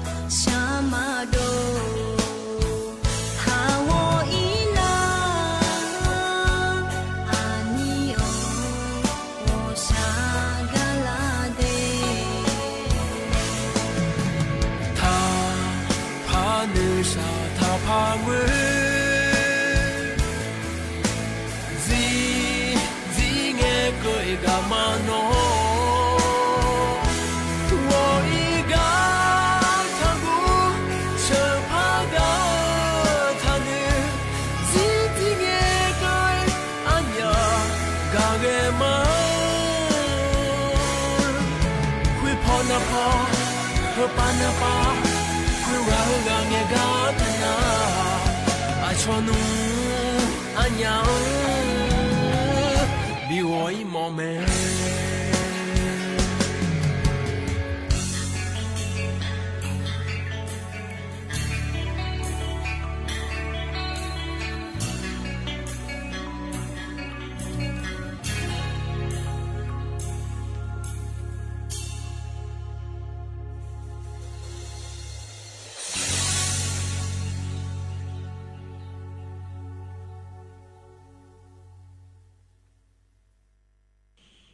เธอนะต่อชาใจที่บิมรอเย็นเนี้ยเฮกันยิมสออายามาละคุยรอพอเนี่ยบินาหาดารองาทับเย่เจเนลาและชาต่อชางาเดนะฮะเบียวด้วยเย็นเนี้ยอินากรนาอันนอมิเนี่ยรอเย็นเนี้ยเธอเย็นเนี้ยมีอาการเล่าว่าไหนนะอายามละคุยจ่อหลวเนี่ยรอยิมเฮอยิมมาจังอ่ะเนี่ยนะฮะขอนี้จ่อดูเย็นเนี้ยเราเมื่อจ่อมดันต่อไปจ่อมรอเลยเย็นนี้เธอมีเนี่ยรอจ่ายนะฮะหลูนะขอนี้จะขึ้นต้องขึ้นหล่อเดย์เนียเดย์ก็จะเนี่ยจะยาดอขอนี้ล้อเลยอย่างนี้กังอันนี้ก็แหลมถ่ายจะกะเอกะด้านไหนมาอย่างนี้กันเนี่ยนะก็แหลมถ่ายจะกะเอกะด้านไหนมาอย่างนี้ยังพาเรลก็เดย์อย่างนี้เดย์อีนุ่มรออย่างนี้ถ้าก็อย่างนี้ไม่ซื้อๆเราชอบมิจฉาชีพแล้วเธอนะขอนี้ยังไม่เจ็บพอปานเนี่ยอย่างนี้ไม่ซื้อๆอย่างงั้นจะเลยอย่างนี้เธอก็ชอดันหัวปลาล้อเธอก็เธอพอฮอลูดาชอนะขอเนี่ยตำรวจไซเบอร์และคู่งานเทเยเนี่ยแล้วเธอเนี่ยเยเนี่ยเราอย่างเงี้ยเราชอบบินเนี่ยยามาเดแล้วเราเยเนี่ยเธอยอมหาเนี่ยโคลว่าไม่ซื้อแล้วจงอาเจเยเนี่ยหรอเธอก็เนี่ยยาหมอนะขอเนี่ยไล่เอาไปเนี่ยชอยาแม่เดแล้วมาเสียเราเยเนี่ยบางคนนะขอนี่ให้เฟบัวปาบุญทลานเนี่ยเราเลยนี่ให้ก็เธอเนี่ยเราสอนเธอยุ่งยาแม่เดแล้วมาเสียเราเนี่ยเธอมีเนี่ยเราเลยนี่โคลว่ายาโมนะถ้าจังเลยเดแล้วเราให้ก็จนนั้นสาวปาก็ดูเราเนี่ยนะขอเนี่ยนามาเพื่อ รัวดาราเงี้ยเราเลยนี่ถ้ากันนำมาดูหัวปานเนี่ยเราชอบปั๊มน้ำมันและคุ้งเราอย่างเงี้ยเนี่ยสบบงหล่าเราเฟซบุ๊กปานแม่เราเลยอย่างนี้เธออินเทอร์เน็ตหัวปานแม่ดูห้องเงี้ยเรานำมาเพื่อรัฐบาลปานในชาวบ้านยังไงเด้งายาบาที่อากาศดูเดแล้วมาเสียเราบุญหลานเนี่ยเฮยาหมอนะเฮก็ถือเนี่ยเราชมยาเจอแบบจะโชว์ดอกเนี่ยเราอย่างเงี้ยนักการสบบดอกเนี่ยยุ่งยากไม่เดแล้วมาเสียคนว่าบุญหลานขอนี่ยอมยาเนี่ยจ้องอาเจเลยอย่างนี้เถอะนะจังเลยเนี่ยเราสตาเราสมยอมยาเนี่ยยามองอาอย่างนี้เฮออาหูปานเนี่ยก็เกาะแม่อย่างนี้เรานี่คนสมควรเราค่อยอย่าจ้องนะลูกอย่าจะกาเอกาได้ในไม่ได้อย่างนี้อย่าชิญญาแม่อย่างนี้ขอเนี่ยอีนั่งก็ขอเนี่ยเราอย่างนี้ที่อานาเราเลยอย่างนี้ที่อานาเราก็เกาะคนรู้แม่เรางานในคนรู้จักกาเอกาก็แม่ทีวีหัวแม่ยาค่ะมายานาหามิเน่เราอย่างนี้เธอมิเน่มาชิญญาเกิดเดขอนี่จ้ออย่างนี้เราที่มิเนยากานะขอเนี่ยทันจังเลเดและจะกาเอกาด้านไหนเลอย่างเนี่ยเขาในเธอแต่มังเงอร้อยอย่างเนี่ยที่ปอนาดูแล้วสดาจือจิหุ่นยาเนี่ยโดยเฉพาะสดาบิลองลายาผังอาเลแล้วเรากาอุปโลงโลเหมือนนะขอนี่ผิวเนี่ยผิวพับโปลองโลแล้วขอเนี่ยจังหมอเดขอนี่จ้อแม่ในอย่างนี้โฮโลเอขอนี่มีอันนี้จ้อเดอย่างเนี่ยเดอดีอาคาขอนี่จ้อแม่อย่างเนี่ยเราชอบมีของอินเนอร์ลาเนี่ยเราอย่างเนี่ยพิวจือยูโดละญาเนี่ยแห่โดยเฉพาะบินหลังละญาผังอาเลแล้วแห่งานนี้ที่เขาลดตาเลียวเดแล้วอย่างเนี่ยอยู่หันในสิญญาช่อหาขอนี่เงมาสิญญาช่อขอนี่เงงานนี้ตาเลียวแห่งให้เจอเจมหลุมาเราบลาติเซียนเนาะให้มีในดองเลยนะเจมาเจงเงเราเจมาเจงเดแห่เนาะบลาติเซียงานที่เซบาบินนะบลาติเซียนเราที่มือบาบาโยซีน่าหลุดดีเจบิจาญาจะมาแห่โฮโลเอลาเดขอนี่จ่อเจเนี่ยเราที่เซบาเตอเราที่เขารู้ว่าตาเนี่ยมุดากาหรอบลาติเสียงงาพาบาโลบลาติเสียงที่มือบาโลแล้วดีเจบิดาขวญาเราอย่างเงี้ยบิดาขวญาจะมาเดและทุเรศเสียเอล่าขอเนี่ยจ่อจะเดทุเรศชอล่าขอนี่จ่อเราเลยอย่างนี้เธอมีเนี่ยเราอาเจเจอเยอะหล่อไอ้หัวเรายาญาเดือยกข้ามาจาเดยเนี่ยเดเมียนี้นะขอเนี่ยเดือไม่ซื้อละเนี่ยสดาละจาล่าแต่แม่เดยเนี่ยเดเธอมีเนี่ยเราเนี่ยหัวเราชอลาก็ขอเนี่ยถ้าจังเลยเจเดย์เนี่ยเดย์จังเลยนะขอเนี่ยสัตว์ตาเจอนะชูสานี่เจ็บอยู่ซออัดดับเบงเงปอยากาดูบ่เนี่ยบาลติซีนี่สิละคุยนะล้อเจมิเนี่ยบินเนี่ยละก็ดูงั้นแล้วก็นะเฮ้งั้นเขารู้มาบ้านนี่ยามาเลยแล้วล้อเฮ้บ่อยยังพัดชอยเนี่ยพัดบิจังเยเซ่แล้วล้อเนี่ยที่เขาล้อตาละเนี่ยเฮ้เนี่ยสมว่างางขอนี่พัดชอหลังอีนะเฮ้งางชอหลังอีละนะขอเนี่ยเฮ้บาลตินี่สิเจอนะขอเนี่ยเจ็บอยู่ซอยเราสุดท้ายต่อลูอยู่ในอยู่อีซอยเราอย่างนี้มาพับโปโขเนี่ยเงี้ยที่พอพัสิญญาลังเนี่ยแล้วเราสุดท้ายจีซอยไม่เลยมีเหมือนจะจีซอยมีอะไรแล้วเราเนี่ยเอาสักสักอย่างเดียวเนี่ยเดียวอยู่หันเนี่ยจิมเนี่ยละเธอนะเราเลยนี่เธอมีเนี่ยเราหัวเราก็ขอนี่ยังอ่ะเดียังเจแล้วก็นะยังมีนี่จะเนี่ยอีกครั้งกันนี่ละเป็นซื่อๆละขอนี่จะกะอันละขอยังมีนี่จะง่ายนุ่มหนาเราเนี่ยอาหูบานในหัวเราจะละแม่เดี๋ยวที่จ้างแต่เราเนี่ยมดโดลิน่าอยู่เจนารูทะเลจีเนี่ยมานี่นะมาจ่าเนี่ยเดี๋ยวเราหนัวหมอjogaหมอแล้วก็ลาซามาสามหมอเบลเดี๋ยวที่จ่าแต่บินเนี่ยอยู่เจนารูแล้วก็ลาซาเนี่ยไม่เดเลยนะจีสอบอายจีอายจะลาซาเนี่ยเดที่ไม่แน่เราทุนนั้นมือจะมาจ่าจนเอกทัดจังเลยเนี่ยที่จ่านะยามาพังเสียเนี่ยอาหูอาพันเนี่ยเรานี่บาทองยาเดินน่าจะได้ที่บ้านมาจีนี่เราคุยจะอินเนี่ยยังยาแต่มาเงอะหมอเนี่ยกัวก็ขอเนี่ยเราจีน่าก็เปลี่ยนงาแล้วยังมือพากัวเนี่ยจะมีเนี่ยละเนี่ยบิจาระที่ปอจามาเมื่อดาราเนี่ยเสร็จนะขอเนี่ยยี่ปออีสุมปออียอมมาเลยเราจะมือพาชดเชนเนี่ยแม่เนี่ยเราที่มีเนี่ยเราชอบเราอ่อนละกาถ้าจังเลยเนี่ยเราอัดดันเป็นเนี่ยมือดาราก็ดุงอะไรเนี่ยเราเงี้ยจานะเงี้ยอยู่หามาโดดเดล่าเจียเดียชอในสเตียรอยและคุ้งอาเทียเนี่ยเธอก็บ่ชอนจะกะหุ่มอ่อนละจะกะมาจากเธอเดอดอ่อนอ่อนละเธอละเชียเหมือดาราก็ด้วยเจเนี่ยขอเนี่ยเงี้ยจานะเงี้ยเดล่าเงี้ยจานะเงี้ยชายอยู่ผัวละละเกินนะขอนี่เราเนี่ยชายอยู่สละหุ่มมันละเธอน่าไม่งั้นเจเราเลยนี่ช่วยอยากให้อาโคโคลานาเลยเนี่ยเผยจ่อเอี้ยวหัวปาหมังเงินนะอายุถึงเริ่มมือดาราเนี่ยแล้วอาจจะสายเนี่ยเราจะเจมาเจงเราเนี่ย有这么这个阿伯特咯，有人个荷兰个个呢，一当你มือบ่ละเลยเนี่ยขอเนี่ย阿好เนี่ยพับเนี่ยละนะที่พอจะเพอเยอะโลด ชั่วอย่าขอนี่โคลัวเหยียดเนี่ยทีเจทียี่แล้วนี่โคลัวมาจาญาเหยียดเนี่ยล้ออาโคมียาลานะขอนี่ปัวเจ้ามอตัวเหือพาลาเนี่ยล้อเธอเนี่ยกะขายว่าปามันก็ได้หลงล่าปาเราอาจจะกันเนี่ยเขาเนี่ยมาย้อนยาบ่อยเนี่ยบ่เผยอิงอาจจะแล้วก็น่าจะกันเนี่ยอยู่สิลบดีมือดาราเลยเนี่ยขอเนี่ยนี่แห่เธอก็ชอบมาจากเธอหาเงินเจียงอะไรเงี้ยล้อจีเจจะกันมาจากความงี้แล้วเราเอาจากเขาจะนักความดาวจากเขาจะมาโลเบาหวานจากเขาจะมาโลอะไรแล้วเราเขาที่เจนักกันไหมแล้วเราเนี่ย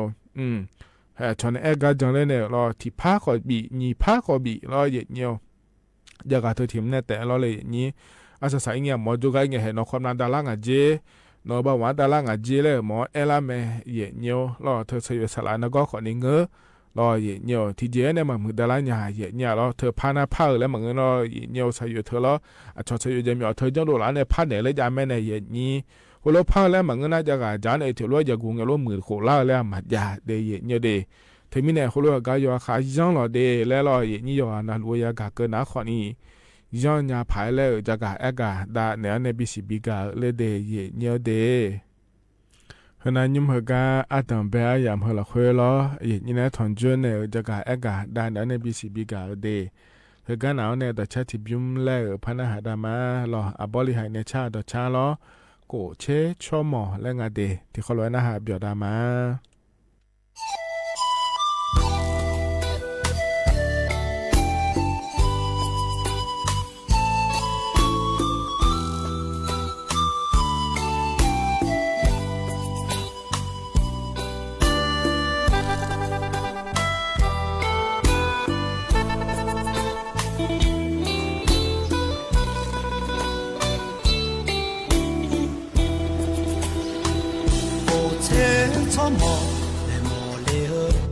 你表面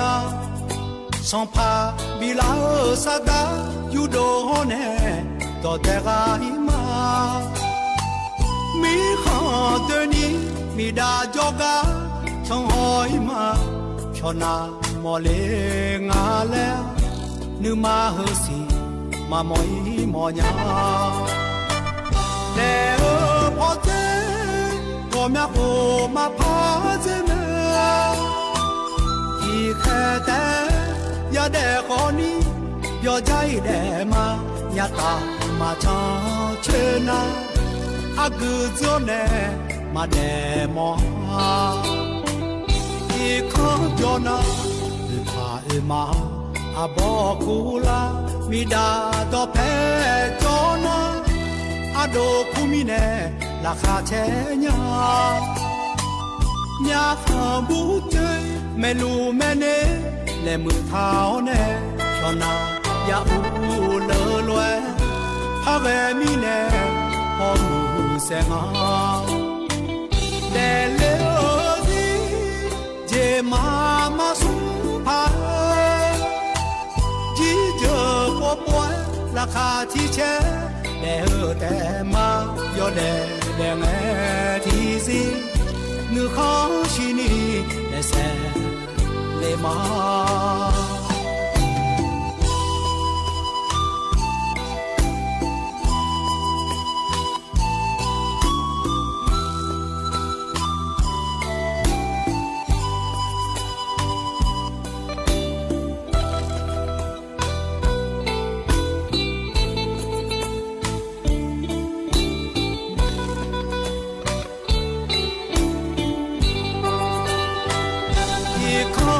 นาอีพาเอมาอาบอกคูลามีดาดอเพจนะอาโดคุมิเนราคาแชญาญาขาบุเจไม่รู้แม่เน่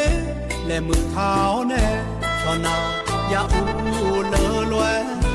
พาแวมีแน่พอมือแสงอาเดเลอเจมาสุภา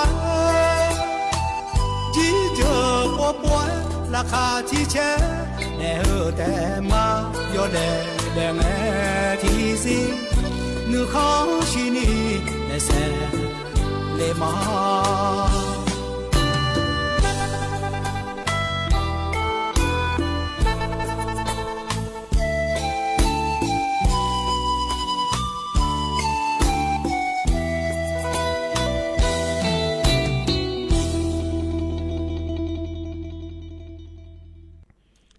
ออบริหารในชาต่อชาล้อเยเนียวกดเชชั่วหมอ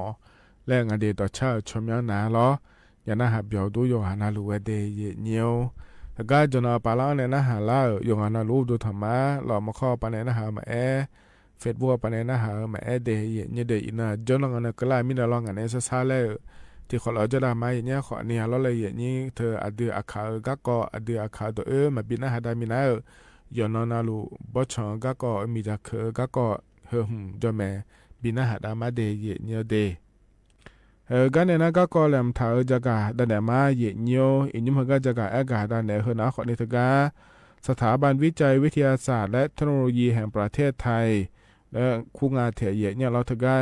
ในสำนักงานการวิจัยแห่งชาติแล้วก็คู่หัวปานในชอบางาเดเยเนี่ยเดทกาเธอพอเราเยเนียวก็ยอมมาในชอเชฮอนาเราเลยเยนี้แต่ก็ยอมมาโครงการเจ้าถาอย่างง่ายอย่างเงี้ยแล้วการจัดทำนโยบายการเปลี่ยนแปลงการใช้ประโยชน์ที่ดินเพื่อบริหารจัดการ PM 2.5 เยเนี่ยก็เยก็หมอก็ดูงาเลยและนะขอในมิชาล้อเยเนี่ยบ่ชมบ่ต้องเธอล้อมีจามาเคอนี่ล้อด้วยก็ต้องช่วยในยุมยาผางาหัวแล้วมาบิมยาดาลานีแล้วงาเดเยเนี่ยเดจิมินะงาและก็นะขอเนี่ยเดือไทยมีคนได้ต่อปาแต่ขอเนี่ยล้อเยเนี่ยโยโคนาลุล้อที่ยับยุมแล้วก็ไงบ่ชองเธอล้อกูชิมยุก็นี่มีจาปือจาอย่ามองงาเจเดเยเนี่ยเดที่อันนั้นขอเนี่ยเลกาล้อเหนือเนี่ยมีจาเคอขอจอที่อันน่ะล้อเลยอย่างนี้เธอเนี่ยอยู่หายาหุมังมีจาเคอขอจอแล้วงาเถเยเนี่ยเราเทมีเนี่ยล้อ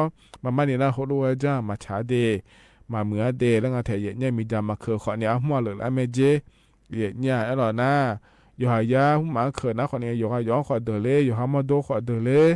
แล้วก็มีเนี่ยล้อเนี่ยเทมีเนี่ยมีจามาเคอเนี่ยล้อเยเนี่ยเยจีอ๋อ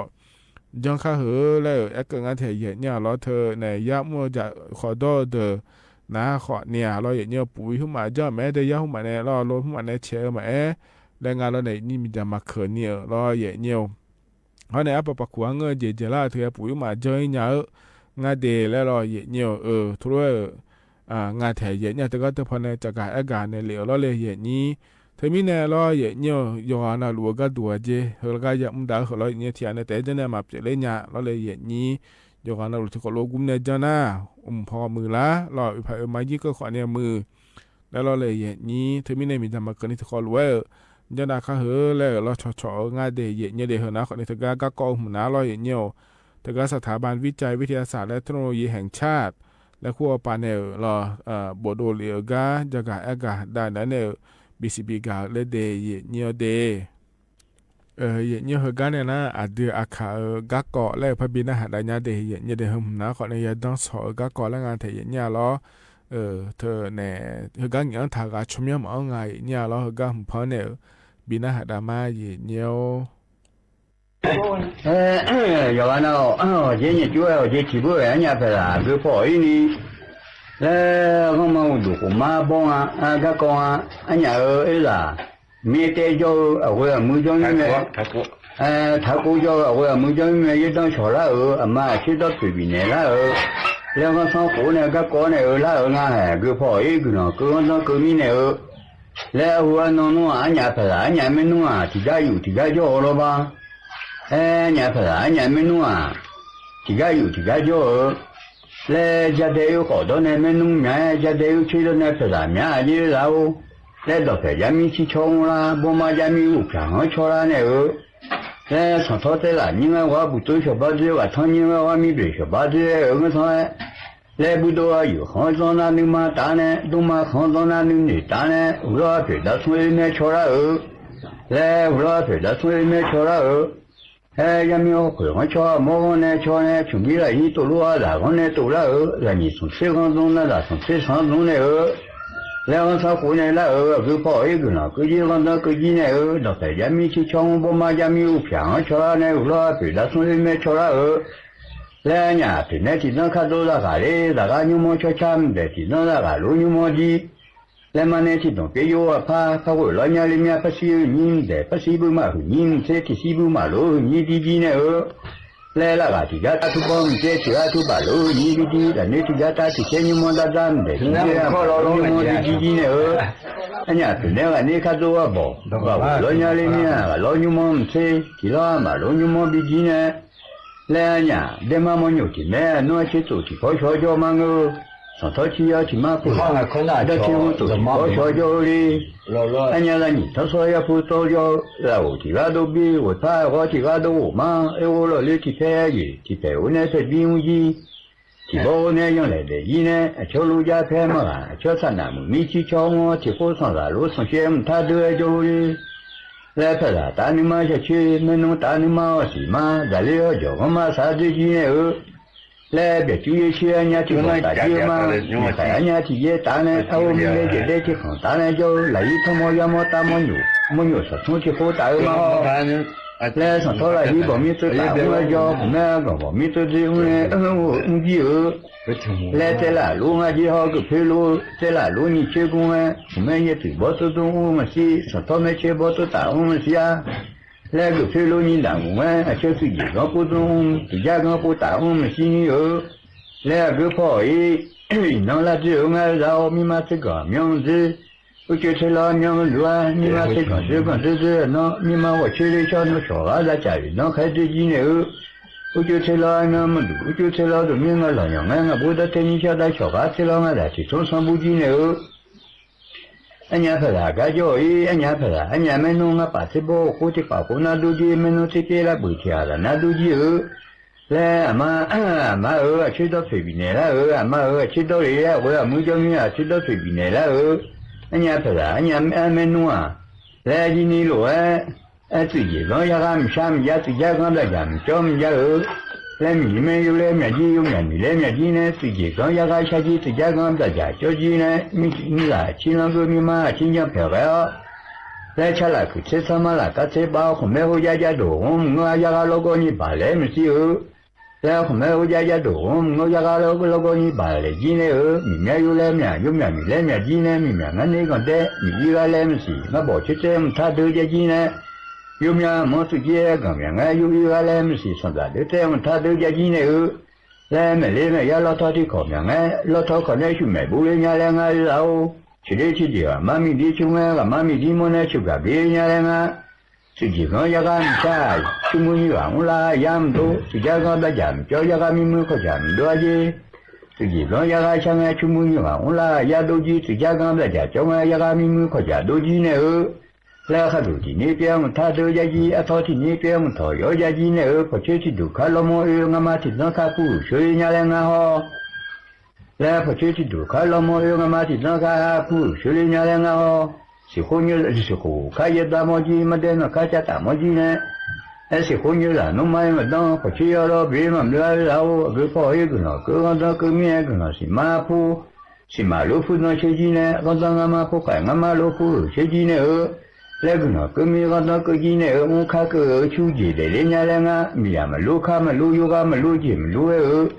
来米呀看路看拉拉鸡有啊鸡，路鸡拉拉鸡呢米呀看我看火炉有啊鸡，下鸡火炉鸡呢。你让我看吃好了，把个鸡有啊，下节出多了，个个鸡然后个跑一个呢，个那个你看个去和节的人呢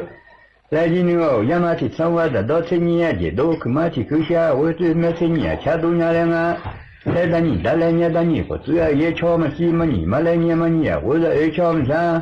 来么你么来年么你啊，么你啊，我这也没吃春年，我那比话节当你来年的你不只要也没吃上这没有那比话节。来是这我们来是这嘛爱么呀两个，我话唔怕的，个嘛爱么呀两个，来马来西亚弄爱家的，大老西亚也下家的，马来弄爱咪咪起么呀两个，大老也下咱们他么呀两个，大老也下咱他不俺大老西亚下咪西亚的，马来西亚弄爱咪起不俺马来西亚弄爱咪西亚的。来个跑一个呢，个嘛到个米呢来要么去生活的到春年的，我呢叫，个嘛去去下，我也买春年，吃我呢吃来我最不去要老家去，我讲比有些爱家去来春年到了，我们就从这就看我们爱么样两个，然后个跑一个呢，个几个到个几包米老个米吃米呢来个叫一呢，老把老在米嘛老去弄包个啥那妈妈个去弄包。แล้วก็เนาะก็เราก็มีเนี่ยเว้ยมึงจะมีละมาชิดฟิบิละหรอก็พอไอ้เจ้าข้ามากันนี่ก็เนาะก็จีก็เราก็จีเนี่ยแล้วยามาที่เขาชอบแต่เราสิ่งนี้จีวันนี้ชอบก็มาที่กูเชื่อเว้ยมาสิ่งนี้เชื่อวันนี้ชอบจีเนี่ยวันที่เขาเชื่อเราไม่ยอมไปดูเชื่อเนี่ยยาจีแค่ยาจะมีลูกคนละคนเชื่อยามีนิสิปะละ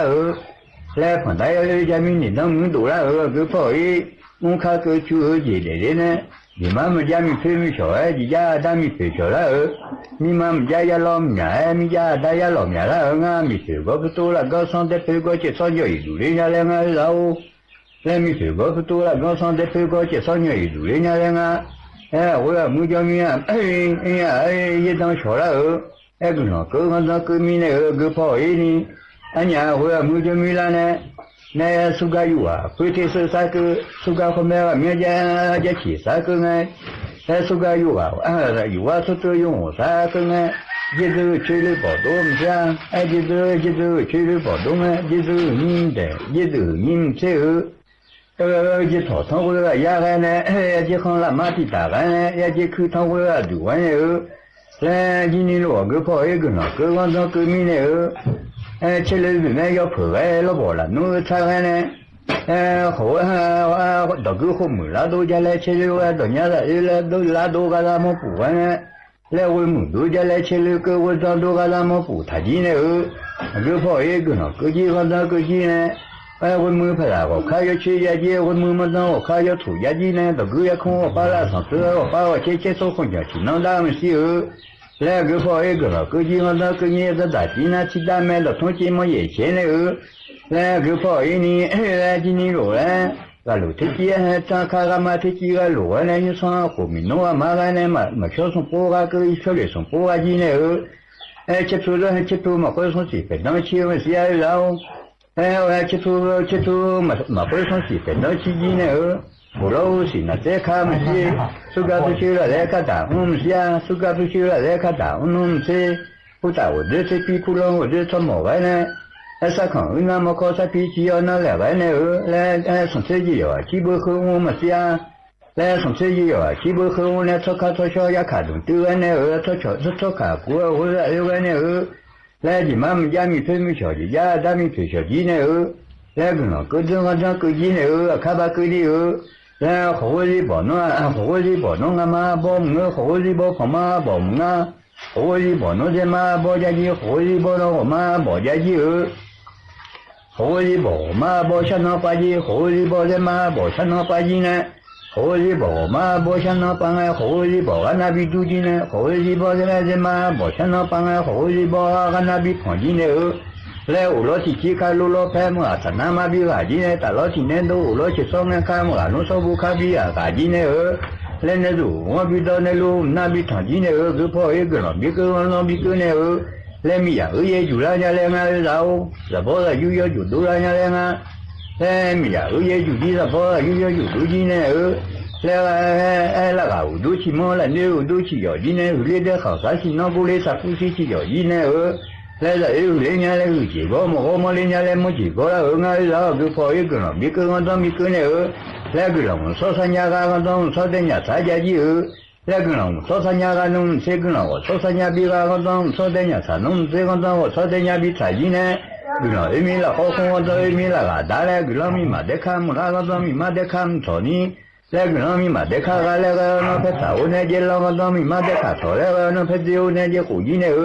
个跑一个人，别个人别个来，有没有差别多呢？我也没有没一当小了二八了呢，嘛去到皮皮了二八呢，有没有差别多呢？你嘛他跑一叫那个开车没有从车要叫那个讲不用的，有没有差别多？但不会没有到不是比他个人，别个人别个嘛啥，个跑一件哎看嘛有路的，啊没么钱呢，我呀。也看我个跑一，来个嘛一老，来我那嘛正啊，我现在是从过老多，我做那些嘛，我现在个啥的呢？来你莫从米就一节的，有包可嘛就手机呢我也没叫一般，嘛去到皮皮了来我来个啥子，那个就东西错了来个跑一呢，皮上了好么？ Alo, jangan kepo itu no. Kau tu kami ini sana saja jiwa kepo ya. Le putar, jadi pulau我就说冇我觉得你都上来了，那都后来你的来面了，就了你个来后来你的来好几个，来你们家来好么啊咯？有我们目前讲那个上啊路好，有部分啥也看没咋听啊路，有都那个家有普通上，讲啊路来好呢，有都那个家有普通上嘛家那有父母有我们目前讲那个家有父母啥也看没咱们家呢，你们呢么？他们啥家境呢？这啥呢？怎么都去把我说平时那国家境呢个不我帮嘛，也帮嘛讲究。Alo, jangan. Lah mulu lah kama sini kerja cuci lah kama jangan. Oh jadi ni, jual kama tu lah. So jadi ni, jumpa ini, jangan ada saji ni. Timun, saja jadi ni lah. Dia kan mengah, ada mengah.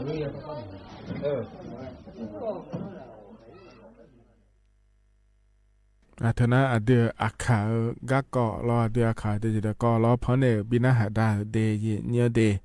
ajana ha byo du yo hana lu we nyo ha gane na ayam khajela he na kho ne aye cha ga le bina hada ga ma de nye de inyum ha ga phone bina hada na kho ne a ho apho asang lo asang pi na nga the ju bogu lo nyo ga pho bina hada ne ayam jie na go ima yo ano lo ju mo jo so do la khwe lo la kha che ta ni jo da lo de akhano ji na li wo la ne che lang ke ni nga ne ayo che mu ne ti yam le pa thon ju la ma de go ima u du tha ma do kho ma sai ho ta ti sa ma sai ho do kho yu kho nya na ha yo an lao sha mi a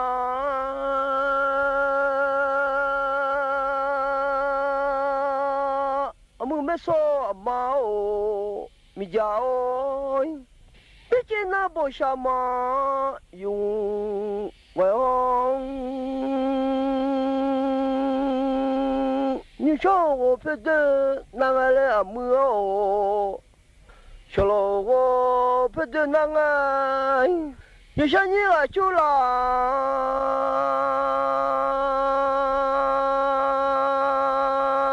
觉得那么个年哎，你这就啦觉得那老米啊没有，那么就啦觉得，你这他妈就啦。觉得那个有啥就啦，觉得来要啦面喏，你啊就啦觉得，可能我去当个嘞阿母哦，那这个我去，有啥你啊咋啦？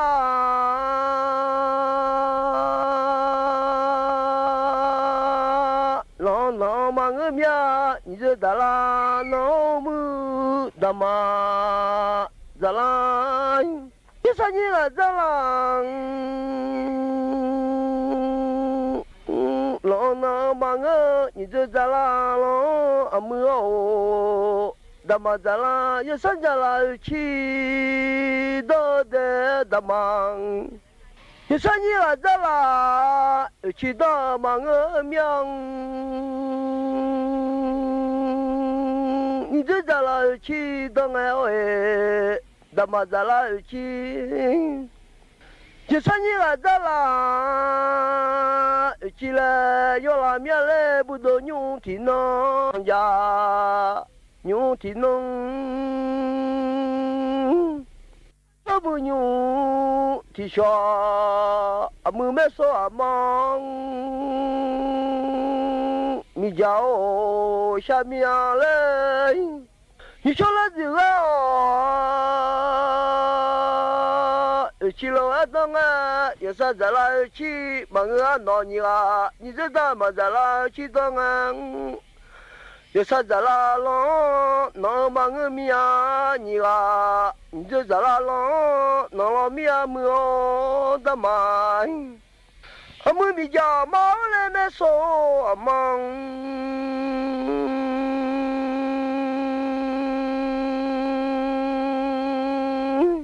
很多个哦嘿，不爱 cái mưa là gì vậy hỏi như sao giờ là con bà mà người nhà lên nhiều ai như thế đó mà ra là con bà nghe luôn họ biết mẹ họ có biết bà nghe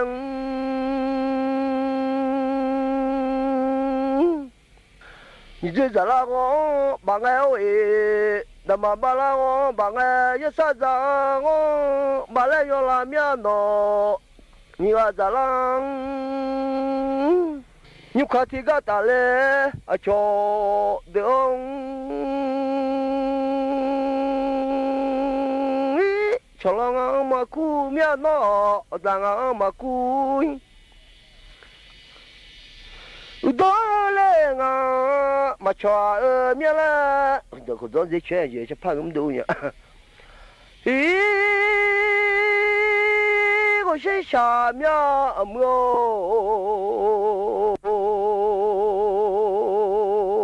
我们想，喵，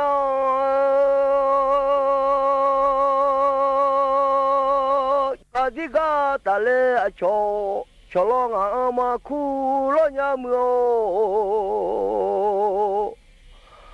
好在阿玛库罗样，乔罗亚伊阿玛乔，乔罗阿乔耶呼马来牛哎好在，乔罗亚伊阿乔耶能。yo sabar la nu no mang lo nhai nya bai ni je da ma ba la nu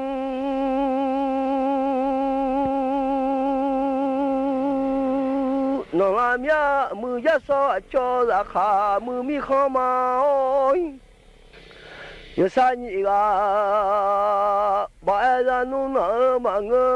mane a za cha mane a manali ama ma lo khe o na mi a le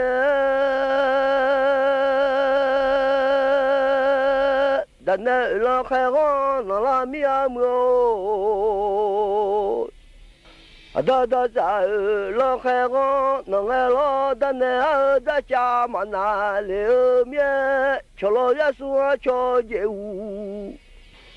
mà ngơ mía cho lo ya su cho je no cho lo za cho su mà le du nga cho lo cho je no mía mưa dang cho lo ya su cho je u mà le nu nga cho lo ya su cho je no la nhớ sao nhị gà ba là nu nở mà ngơ lo nhang nhị chơi ba là nu nở la mía lê nhị chơi đa mà ba là nu nở la mía lê nhục khát thì gà ta lê chong cho lo ya y mà cho le mía yo la to be no pa le ga le o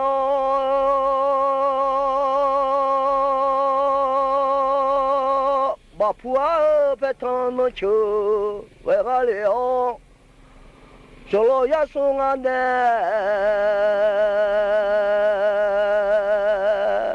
o do yi nga ne ngane ngole lo ngane chi ye ngane ngole lo zi cho de o len cho lo ya yi nga ma cho le cho lo za nga ma ku ma go ga nga ma cho le miang nga lo ma ko se to za nga le ô mưa de nó lo ya khó phía so là thì nó mà nhỏ chữ cả người bò nhỏ à mà lê la ngà lo mà khó sẽ to mà khó đăng à ngà mà cho lê miai ô mưa de nhưng mà cho à gu不是长，老嘞，我努做三边爱么，我们的老几牛马走，我老努。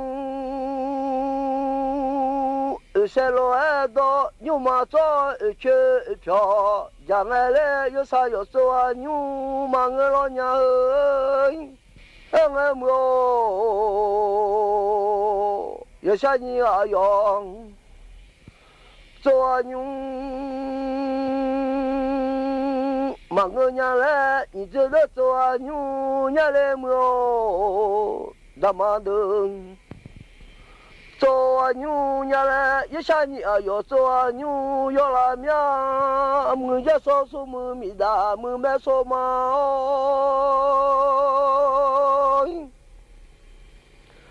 我们嘞，大老大来的叫俺们哦，大老二女老高东。我老来的叫俺，到他妈叫牛马用俺，然后俺来，我下下俺拉娘哎，牛马做个不稀茶，老几牛马做俺三标，牛马做去票，让俺到他妈叫牛马用俺。然后俺老几马包大伢来你拉米阿么哦，我们的 ที่ส่งผลกระทบกับพื้นที่การเกษตรเราเลี่ยงไม่ได้แต่เราเตรียมพร้อมรับมือได้ด้วยการเฝ้าติดตามสถานการณ์อย่างใกล้ชิดเตรียมพร้อมสำรองน้ำไว้ใช้อย่างเพียงพอคุ้มค่าและปลูกพืชใช้น้ำน้อยให้